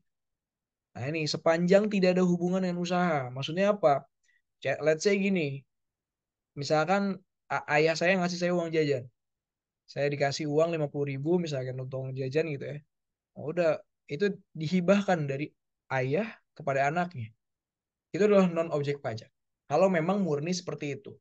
Tetapi kalau, ini saya bilang kalau, saya jagain eh, apa tempat usahanya, misalkan let's say ayah saya ternyata pedagang toko. Dia punya toko, saya jaga toko. Saya jaga toko, saya dikasih uang jajan, gitu ya. Uang jajan saya ini adalah imbalan sehubungan dengan pekerjaan saya karena saya memberikan manfaat kepada entitas bisnis ayah saya. Seharusnya uang tersebut bukan hibah yang dikategorikan sebagai non objek pajak. Kalau saya jujur banget orangnya, itu harus saya laporkan. Tetapi ya 50.000 under PTKP lah ya teman-teman ya, 54 juta per tahun. Misalnya saya cuma dapat 50.000 per minggu misalnya kan untuk karena jaga toko. Nah tapi itu untuk membedakan. Nah itu yang dimaksud dalam pasal ini. Selagi hibahnya tidak hubungan dengan usaha, tidak hubungan dengan pekerjaan atau pemilikan, maka itu ya bisa non objek pajak. Ini untuk menegasikan suatu loophole yang ada ketika zaman dulu. Banyak yang kemudian memberikan hibah kepada badan keagamaan, misalnya contoh, misalnya kepada masjid, em, padahal sebenarnya masjid tersebut itu isinya adalah eh maksudnya konsultan lah, isinya bukan konsultan pajak, misalnya konsultan keagamaan lah misalnya, yang menerima uang itu sebenarnya bukan hibah gitu, tapi jasa mereka untuk memberikan konsultasi gitu. Nah, ini dinegasi kemudian ya kalau dia ada pekerjaan, ada unsur jasa di sana ya itu bukan hibah namanya, itu imbalan.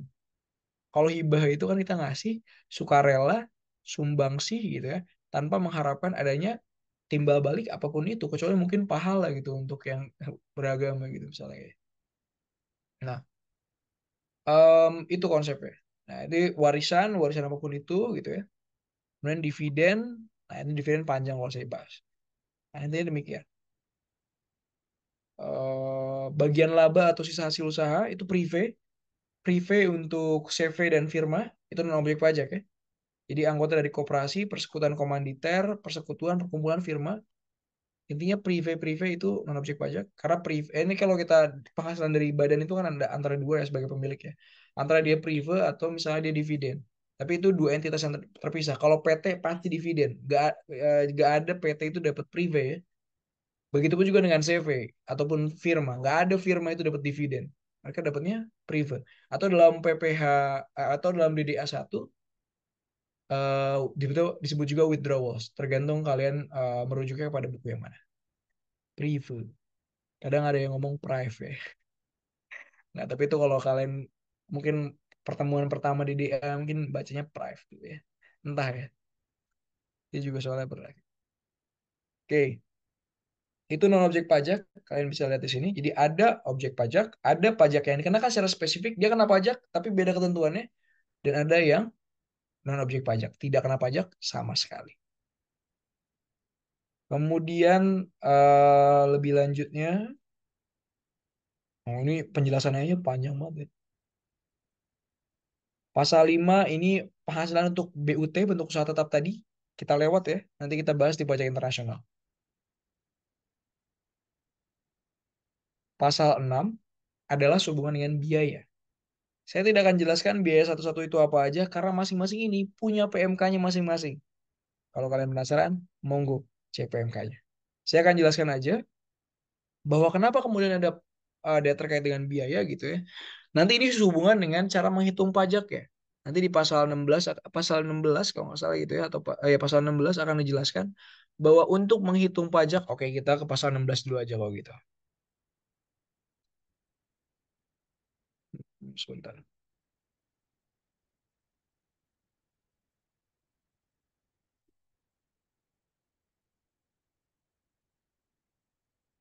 Nah, pasal 16 mengatakan bahwa penghasilan kena pajak sebagai dasar penerapan tarif wajib pajak atau penghasilan yang kena pajak lah, ini penghasilan yang memang jadi dasar perhitungan pajak gitu ya.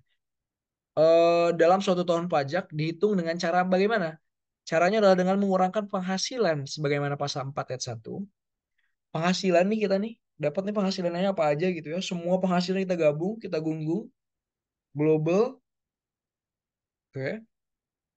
Kemudian kita kurangkan dengan pasal 6 ayat 1 dan 2. Nanti kita lihat 6 ayat 1 ayat 2, pasal 7 ayat 1, pasal 9 ayat 1, huruf C, D, E dan G. Gitu ya. Jadi em, untuk mendapatkan mana aja penghasilan yang kena pajak adalah penghasilan yang tadi kita lihat di pasal 4 setelah dikurangi dengan biaya-biaya yang berlaku. Biaya-biaya yang boleh untuk mengurangkan dia lah.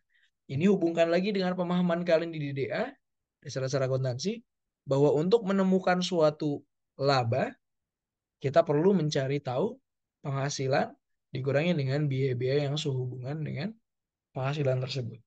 Ditemukanlah laba bersihnya, gitu ya. Sama halnya seperti ini. Jadi kalau kita singkatnya, untuk pemajakan secara umum, pajak dikenakan atas laba. Pajak penghasilan dikenakan atas laba, profit, penghasilan setelah dikurangi dengan biaya-biaya yang sehubungan dengan penghasilan tersebut. Ikut ke kategorisasi akuntansi. Nah, tetapi akuntansi ya, dia mendefinisikan agak berbeda terkait apa itu penghasilan dan apa itu biaya. Ketika kalian pengen tahu apa itu penghasilan, apa itu biaya dalam sudut pandang pajak, kalian bacanya ke sini. Gitu ya. Jadi itu yang beda di sana. Tapi konsepnya kurang lebih mirip. Gitu ya. Tuh. Nah, kita balik lagi ke pasal 6 tadi. Jadi biaya-biaya tadi sebagaimana DDA gitu ya. Kita bisa masukin biaya gaji, biaya apa dan lain sebagainya. Itu ada ketentuannya lagi kalau di pajak. Kalau di akunting, koreksi kalau misalnya kalian ada apa pembahasan baru lagi dari dosennya dia. Tapi kalau dulu ketika saya diajarkan, biaya ini yang penting dia adalah biaya-biaya yang kita anggap sehubungan dengan usaha tersebut. Memang relevan. Kenapa? Karena memang akuntansi ini hubungannya dengan kita juga gitu. Kita kita butuh tahu mana sih laba kita ya. Kita harus hubungkan mana penghasilan dan mana biaya yang berhubungan dengan munculnya penghasilan tersebut. Nah, tetapi di pajak lebih spesifik lagi. Kalau tadi kita penentuannya secara mandiri. Menurut kita sebagai entitas yang paling tahu usaha dan bisnis kita, ya kita sendiri gitu ya, sebagai kita yang berpenghasilannya itu sendiri gitu ya. Ya kita kita yang semestinya paling tahu apa itu biayanya. Tapi di pajak dibatasi lagi. Mana biaya-biaya yang sekiranya bisa berpotensi bahwa oh ini sebenarnya bukan biaya-biaya yang diperbolehkan gitu. Nanti akan ada dibahas di pasal 9. Biaya-biaya yang tidak diperkenankan untuk menjadi pengurang. Nah, tapi pasal 6 adalah biaya-biaya yang diperbolehkan. Apa aja sih biaya-biayanya? Yang penting itu ya di sini ada dua kalimat seharusnya. Oke, dia terpisah tapi ya. Yang pertama, eh penghasilan bruto ya nih, penghasilan kena pajak ditentukan berdasarkan penghasilan bruto dikurangi biaya yang digunakan untuk mendapatkan, menagih dan memelihara penghasilan. Atau kita sebut 3M kalau di kelas ya. Biaya 3M. Ini biaya 3M, biaya 3M. 3M contohnya termasuk gitu ya. A, B, C, D, E, F, G dan lain sebagainya. Tetapi selagi kalian menganggap dan memiliki argumentasi bahwa dia mendapatkan, menagih, dan memelihara penghasilan dan tidak dikecualikan dalam pasal 9 secara spesifik, tidak disebut di pasal 9 bahwa itu tidak dilarang gitu ya, maka itu adalah biaya. Selagi kalian punya argumentasinya ya. Dan kalian harus punya argumentasinya sebagai tax officer atau tax apa gitu. Nah, Ini kalimat yang pertama yang paling penting 3M-nya. Yang kedua yang kalian perlu ketahui adalah sini. Termasuk biaya yang secara langsung atau tidak langsung berkaitan dengan kegiatan usaha. Paling gampangnya ya tentu itu harus berhubungan lah sama kegiatan usahanya Anda ini gitu ya. Badannya itu sendiri atau entitas orang pribadinya itu sendiri gitu. Ya kalau nggak berhubungan samsek gitu, jauh banget gitu ya.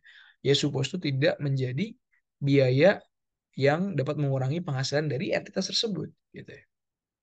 Tapi di PPH itu dia gunakan dua kalimat yang secara langsung atau tidak langsung. Maksudnya apa? Kalau langsung itu ya langsung ya manajemen, ya produksi, ya dia biaya terkait dengan kepegawaian dan lain sebagainya. Tapi kalau tidak langsung, contoh apa? Saya sponsor. Saya sponsor, saya kasih sponsor ke Kostaf misalnya, let's say. Saya kasih sponsor ke Kostaf, apakah Kostaf kemudian memberikan penghasilan kepada saya? Bisa jadi, tapi tidak langsung, gitu ya. Karena saya dapat penghasilan mungkin dalam bentuk image dan branding, yang itu tidak secara langsung berhubungan dengan penghasilan. Tapi itu jadi boleh untuk dibiayakan. Kenapa ini penting? Karena nanti ketika kita bahas PPN di 2 minggu yang akan datang, gitu ya, nanti dengan Pak Zaki harus itu. PPN secara spesifik dia hanya bisa untuk mengakui suatu faktor pajak, ya nanti dibahas di Kazaki, apabila dia berhubungan secara langsung saja, hanya secara langsung dengan kegiatan usahanya. Itu ada pembedaan antara PPH dan PPN. PPH kita bisa bilang dia lebih santai. Nah, tapi hati-hati, ini pasal 6 teman-teman, pasal 6 terbagi dalam satu terkait dengan yang 3M dan yang kedua ada sehubungan dengan kompensasi kerugian. Bahwa kerugian-kerugian di masa-masa sebelumnya, kerugian-kerugian secara fiskal atau secara pajak itu jadi dia rugi di laporan laba ruginya itu dia rugi gitu ya. Dan dia memang secara fiskal juga confirm dia rugi gitu ya. Secara ketentuan pajak ini sudah sesuai, misalnya penghasilannya, biayanya sudah sesuai dan dia memang rugi, maka ruginya bisa dibawa untuk 5 tahun ke depan dalam rangka mengurangi penghasilan di tahun-tahun tersebut, gitu ya. Nah, jadi ini bentuknya kompensasi ke depan. Ini banyak diberlakukan juga di negara-negara lain. Indonesia mengakui ini sebagai salah satu bentuk dari fasilitas. Gitu ya. Nah, pasal 6 terdiri dari itu. Nah, kita langsung lanjut ke pasal 9. Tadi saya bilang, selagi dia 3M dan tidak secara spesifik dilarang di pasal 9, maka dia adalah biaya yang boleh menjadi pengurang. Atau bahasa Inggris, bahasa kerennya adalah deductible expenses. Kalau di pasal 9 kita akan mengenal yang namanya non-deductible expenses. Bahasa lebih teknisnya lagi untuk kita orang pajak atau kalian mahasiswa pajak adalah DE, NDE. Itu bahasa Inggrisnya DE, NDE. Gitu. DE, deductible expenses, and non-deductible expenses. Atau 61 atau 91. Itu saya itu kalau itu bahasanya para pembuat kebijakan ya. Gimana nih? 61 gimana nih? Ada perubahan apa enggak? Nah, untuk 91 untuk non deductible expenses itu spesifik teman-teman. Dia nggak ngatur apa secara filosofisnya seperti apa yang tidak boleh. Dia spesifik sekali.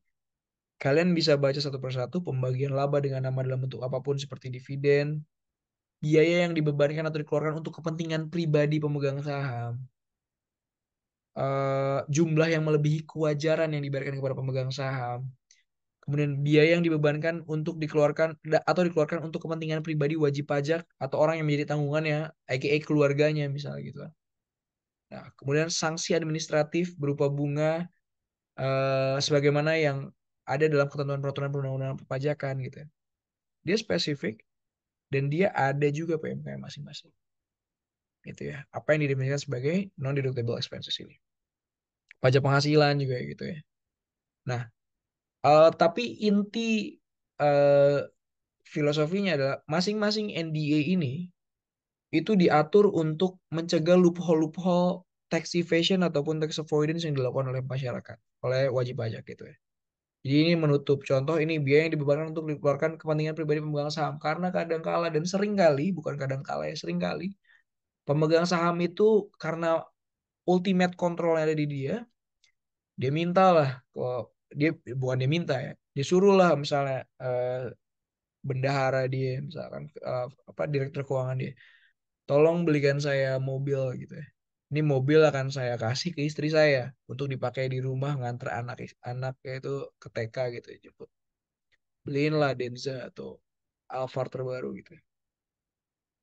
Dia tidak ada hubungan dengan usaha. Anaknya yang masuk TK itu tidak akan mempengaruhi bisnis-bisnis dia di PT-nya tersebut gitu ya.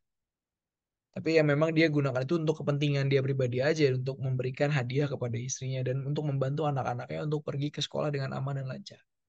Kepentingan tersebut secara spesifik seringkali dikeluarkan oleh oknum-oknum yang nakal menggunakan rekening dari perusahaan dan kemudian dia akan mencap pengeluaran tersebut seakan-akan mobil tersebut adalah mobil operasional perusahaan yang selayaknya berguna untuk perusahaan, padahal tidak ada gunanya itu untuk perusahaan gitu ya misalnya. Loophole tersebut ditutup dengan diperjelas di sini bahwa kalau memang dia untuk kepentingan pribadi maka tidak bisa seperti itu. Tidak selamanya yang dikeluarkan dari rekening perusahaan adalah biaya perusahaan. Seperti itu. Biaya pajak, sorry. Biaya deductible expenses yang dapat mengurangkan beban pajak gitu. Nah, seperti itu. Jadi filosofinya di sana yang jadi NDI biasanya ya yang memang kadang-kala untuk menutup loophole aja. Atau khusus untuk case pajak penghasilan ya karena nanti muter-muter nih. Kita lagi menghitung pajak penghasilan, tapi di rumusnya kita harus ngurangin lagi pajak penghasilan. Nanti biasanya di Excel-nya akan iteration tuh, akan berulang tuh perhitungannya. Akan muter-muter. Nah, atau sanksi administratif berupa denda, ya ini untuk apa efek jera kalau ini. Murni untuk efek jera. Jadi ya masa sanksinya bisa mengurangi pajak juga. Jadi berarti kan dampak dari sanksi tersebut akan berkurang, akan akan cukup hilang lah esensinya. Oke dia kena sanksi tapi ternyata pajak badannya berkurang kan juga nggak lucu kayak gitu ya. Nah itu ya. Nah kemudian ada pengeluaran yang sebenarnya dia masa manfaatnya lebih dari 1 tahun tetapi tidak diamortisasi alias em, harusnya dia dilakukan penyusutan tapi dia langsung dibebankan sekaligus di tahun tersebut. Ada loh teman-teman itu dan kasusnya nyata real banyak sekali perusahaan-perusahaan yang melakukan fraud tersebut. Dan itu banyak sekali. Banyak perusahaan-perusahaan secara pajak fraudnya gitu ya. Jadi ini harusnya aset nih. Paling gampang nih, gelas-gelas gini gitu. Gelas-gelas perusahaan misalnya. Tapi kan kalau perusahaan pantry-nya besar gitu ya. Beli gelas bisa 3 juta berapa gitu. Gelas-gelas perusahaan. Apakah gelas habis pakai 1 tahun? Kan tidak. Gelas-gelas ini kan furnitur. Furnitur non besi ya. 4 tahun harusnya masuk ke dalam, kalau pasal 11 berarti masuk 1 tahun. Dan dia harusnya dibebankan 4 tahun. Tapi kan males ya 3 juta gitu. Ya udah anggap aja perlengkapan. Apakah bisa? Ya ini aja, argumentasi aja. Oh, gelasnya selalu pecah apa setahun sekali gitu. Maksimal 11 bulan pasti udah pecah. Pasti saya pecahin gitu misalnya gitu. Ya monggo. Tapi kalau gelas tersebut ternyata memang masa manfaatnya adalah ya jauh lebih dari 1 tahun, ya seharusnya dia tidak jadi beban perlengkapan sebagaimana yang kalian pahami di DDA. Perlengkapan untuk yang under 1 tahun, peralatan untuk yang over 1 tahun. Oke, itu. Di pajak mewajibkan kalau memang dia lebih dari 1 tahun masa manfaatnya maka dia harus diamortisasi. Sebelum masuk sana kita masuk dulu pasal 7 gitu ya. Pasal 7 menjelaskan terkait dengan PTKP. PTKP ada ketentuan umumnya, tetapi yang untuk kalian ketahui mungkin untuk apa? Angkatan 24 spesifik untuk orang pribadi dalam negeri itu ada fasilitas.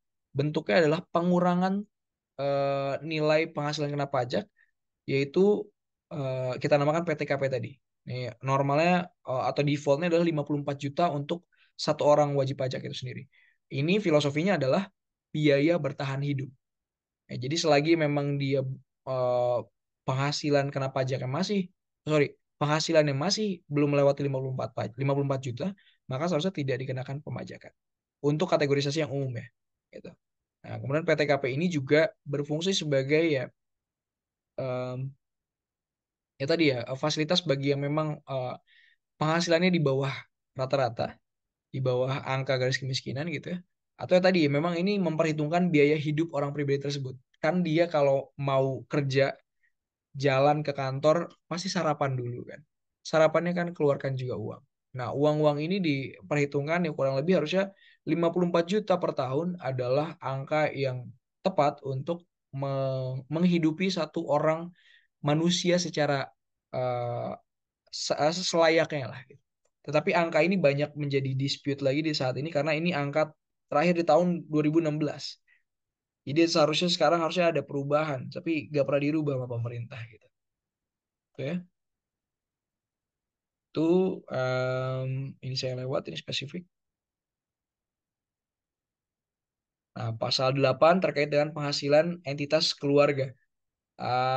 Intinya adalah bahwa ini saya bahas di orang pribadi ya. Orang pribadi, kalau kita bilang orang pribadi, dia bukan hanya satu entitas nyelonong individu aja gitu. Tetapi ada kita sebut sebagai unit perpajakan. Tax unit, bahasa Inggrisnya. Tax unit di Indonesia, sorry,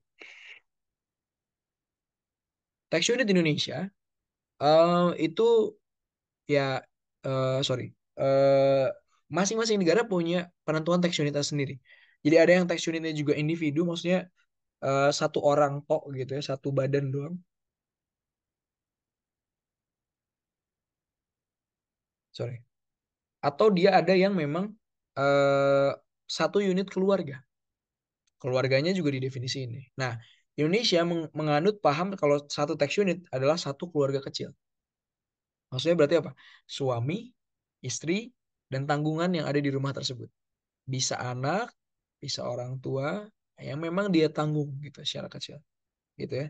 Nah, itu adalah unit keluarganya. Jadi em, penghasilan satu unit keluarga, suami dan istrinya gitu ya, dan anak yang belum dewasa gitu ya, itu dipajaki secara berbarengan di suami atau di kepala keluarga dalam hal ini. Nah, ini ada ketentuan khususnya, ada PMK-nya, tapi itu fitur yang perlu kalian ketahui bahwa pembajakan adalah satu unit. Jadi ada kondisi di mana nanti perhitungannya digabungkan. Penghasilan suami, penghasilan istrinya digabungkan jadi satu baru dihitung. Dianggap seakan-akan sebagai satu unit yang tergabung bersama. Kayak gitu ya. Ini ada spesifiknya, saya lewat dulu. Supaya kita bisa cover banyak dulu nih sampai perhitungan pajak. Ini saya lewat, ini terkait dengan penentuan harga perolehan, harga penjualan. Pasal 11 terkait dengan penyusutan. Penyusutan di sini secara spesifik dia hanya memperbolehkan double declining dan garis lurus, ya, dan dia harus taat asas. Dalam artian nggak boleh rubah-rubah tuh ya. Kalau dia garis lurus terus untuk aset tersebut, untuk suatu aset spesifik. Tapi kalau misalnya dia campur, aset ini GL, aset ini lagi SM, selalu menurun, itu boleh-boleh aja, gitu ya. Nah, dan dia menggunakan masa manfaat secara spesifik. Kita nggak bisa tentuin 5, 6. Memang harus ikuti nih. Kelompok 1, 4, kelompok 2, 8, kelompok 3, 16, kelompok 4, 20 tahun, dan untuk bangunan ada permanen dan tidak permanen. Yang dikategorisasikan sebagai kelompok 1, 2, 3, 4 itu ada di PMK juga. Ada di PMK khususnya, apa itu kelompok 1, kelompok 2, kelompok 3, kelompok 4. Kayak gitu ya. Nah, pasal 11A adalah amortisasi. Bedanya ini untuk harta tidak berwujud, seperti yang kalian pahami terkait dengan apa itu amortisasi gitu ya. Nah, dia juga sama, punya kelompok 1, 2, 3, 4.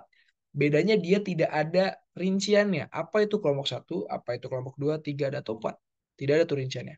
Tetapi dalam pelaksanaannya gitu ya. Terus bagaimana gitu Kak? Ya ini gimana kita nentuin kelompok 1, kelompok 2, kelompok 3, kelompok 4? Kita menentukan mana yang paling mendekati. Contoh gini, untuk harta tidak berwujud biasanya sudah ada masa manfaatnya. Contoh, saya punya eh, hak dagang. Hak dagang saya bayar ke Jepang misalnya.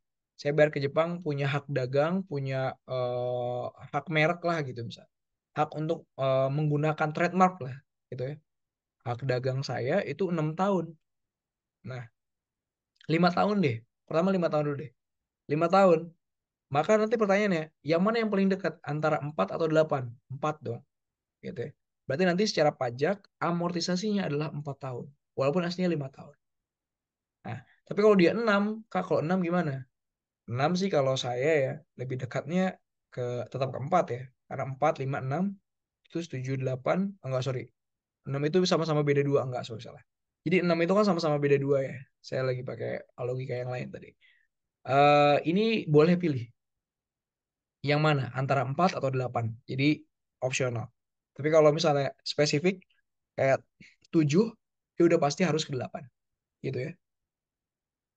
Nah, itu penyusunan dan amortisasi.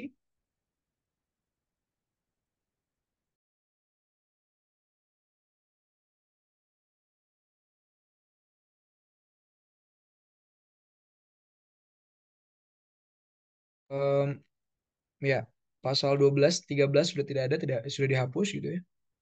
Pasal 14 ini ada namanya NPPN.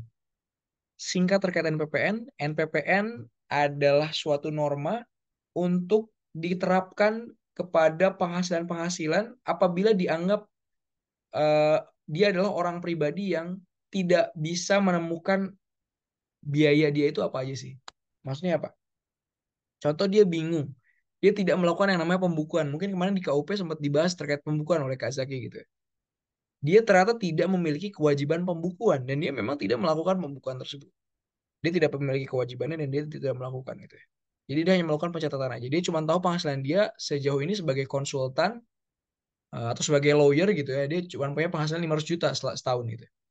Dia bingung, biaya saya apa aja? Nah, dari situ digunakan yang namanya NPPN atau norma penghitungan. Yang mana nantinya ada beberapa tarif-tarif tertentu untuk menentukan berapa sih total biaya dia secara agregat atau secara perkiraan lah. Nah, contoh untuk lawyer, dia dikenakan 50% misalnya. Nah, artinya dari penghasilan dia yang penghasilan dia yang full tadi gitu 500 juta, biayanya dianggap 50% dari itu. Sorry, bukan biayanya yang 50% dari itu. Penghasilan kena pajaknya dianggap 50% dari itu. Nah, sehingga biayanya adalah sisanya gitu ya. Jadi yang dikenakan pajak adalah 250 jutanya. Nah, itu adalah NPPN. Tapi ada syaratnya untuk menggunakan NPPN sebagaimana yang ada di ayat 2-nya. Ada syaratnya, ada ketentuannya, ada beberapa dan di PMK-nya ada penentuan ya. Dia usahanya apa? Pabrik tempe beda lagi, konsultan keuangan beda lagi dan lain sebagainya. Beda jasa, beda barang, beda lagi tarifnya.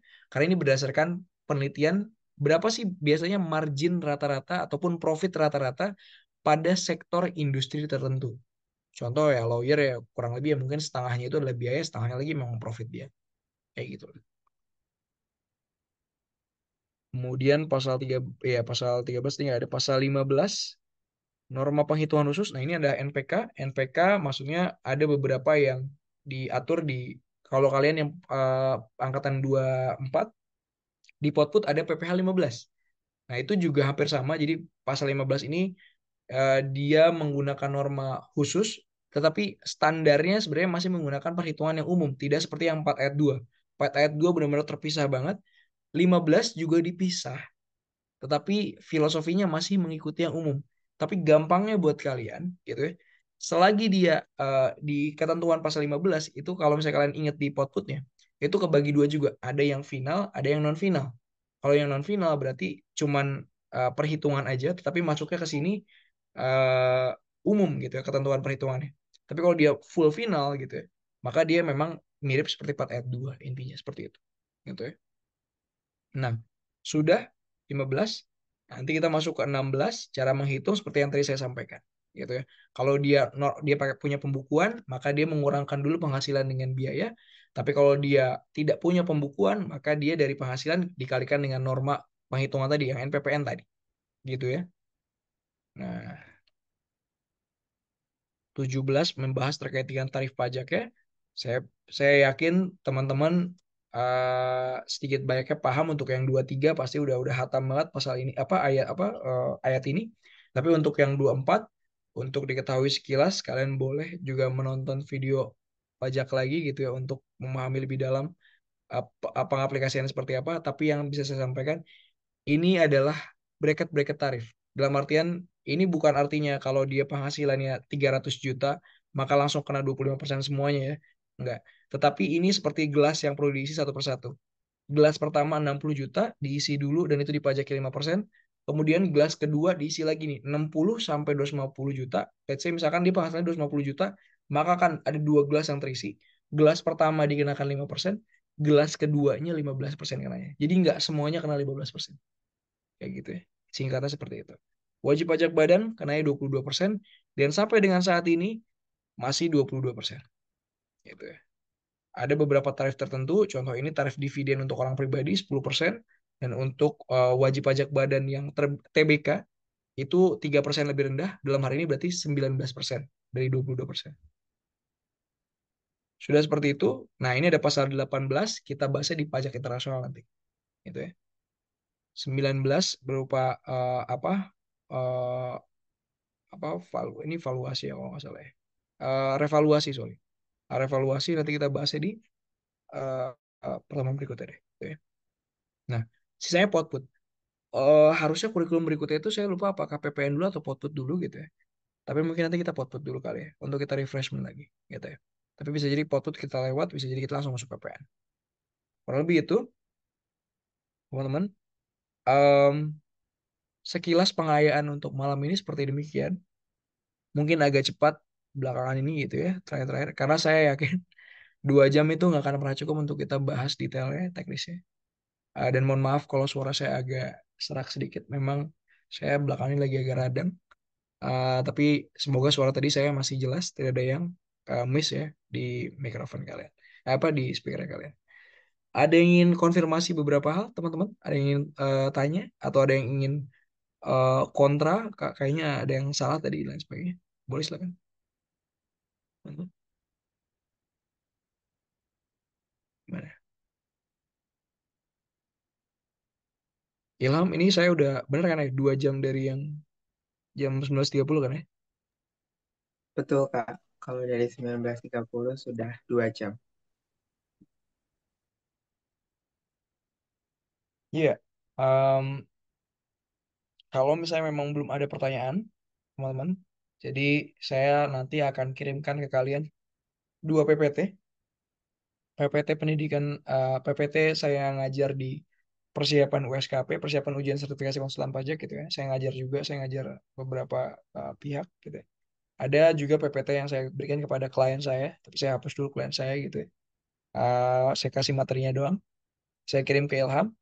2 materi ini isinya adalah untuk yang USKP isinya full PPH orang pribadi dan di dalamnya ada beberapa soal gitu yang bisa dilihat. Untuk yang kepada klien saya itu saya berikan in general terkait dengan PPH tapi dalam bentuk PPT. Ini silakan kalau misalnya anak 24 mau coba lihat dari sana.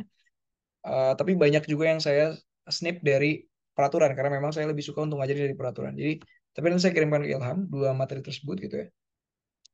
Monggo kalau kalian mau jadikan itu sebagai referensi juga silahkan. Tapi selebihnya saya mohon ingat perkataan saya yang di awal tadi. Rujuklah undang-undangnya beserta peraturan turunannya. Jangan merujuk kepada PowerPoint. Nah, karena kalian bukan sarjana PowerPoint gitu ya. Kayak gitu. Nah, itu pembahasan saya. Kalau nggak ada pertanyaan lagi, mungkin Ilham saya tutup aja. Nanti saya kirim ke Ilham terkait dengan materi yang 2 materi tadi, yang bentuknya PPT tadi, untuk jadi bahan bacaan lebih lanjut dari teman-teman. Gitu ya. Itu aja Ilham. Kalau nggak ada pertanyaan, mungkin boleh ditutup. Terima kasih. Ya. Baik, terima kasih Kak Krisna yang sudah menyempatkan waktunya dan juga sudah memberikan materinya pada malam hari ini. Dan mungkin terima kasih banyak juga buat teman-teman kakak-kakak semua yang sudah menyempatkan hadir di sesi TKIC yang kedua untuk Olimpiade debat ini. Mungkin untuk selanjutnya buat semuanya yang bisa on cam, boleh on cam dulu ya buat dokumentasi sesi kali ini. Ya, kalau yang bisa on cam, tapi kalau yang udah malam sehingga on cam atau yang udah tidur nggak masalah. Ya, aku hitung sampai 5 mungkin ya yang mau on cam. 1, 2, 3. Oke, Kak Tuh, Afri. 4, Afrik, saya lihat. Oke, siap. 5. Asia, thank you. Oke, Oke, saya kira udah tidur ya. Maaf. Nggak, oke, tetap terima semangat kasih. belajar semua. Bagus. Good job, teman-teman. Oke, mungkin aku mulai ya. Aku hitung sampai 3 ya buat dokumentasinya. 1, 2, 3. Oke, lagi ya teman-teman kakak-kakak. 1, 2, 3. Oke, mungkin Oke, cukup. untuk dokumentasinya dan terima kasih juga buat semuanya Kak Krisna, kakak-kakak, teman-teman yang udah sempet buat ikut kelas hari ini. Eh, Terima kasih dan udah boleh mulai live dari Zoom ya. Terima kasih Oke, semuanya. baik teman-teman. Terima kasih Kak Thank you Krisna, Ilham. Thank terima you kasih teman. TC. Terima kasih Kak Krisna. Oke, sama-sama. Thank you Kak Krisna. Bye. Yuk.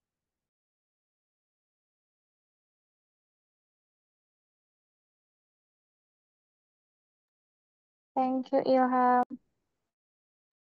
Hai. Karin, kalau di kelas yang esai kemarin banyak juga apa dikit juga? Dikit. Yang kemarin siang sepi banget. Berapa orang? Sumpah gue kayak, oh my God, ini Tadi sepi banget ya. iya loh, pas awal-awal tuh berapa ya, mal pas menit-menit pertama kakaknya masuk tuh kayak 10 gitu loh. Cuma 7 bahkan waktu Iya, pas iya, iya, Iya, tujuh, dimulai. tujuh, banget tujuh, ya Mal. tujuh. Maaf. Kincana. Terus kayak, apakah ini karena, iya sih, karena malam minggu ya. Am, Betul, recordnya betul. Am. Iya,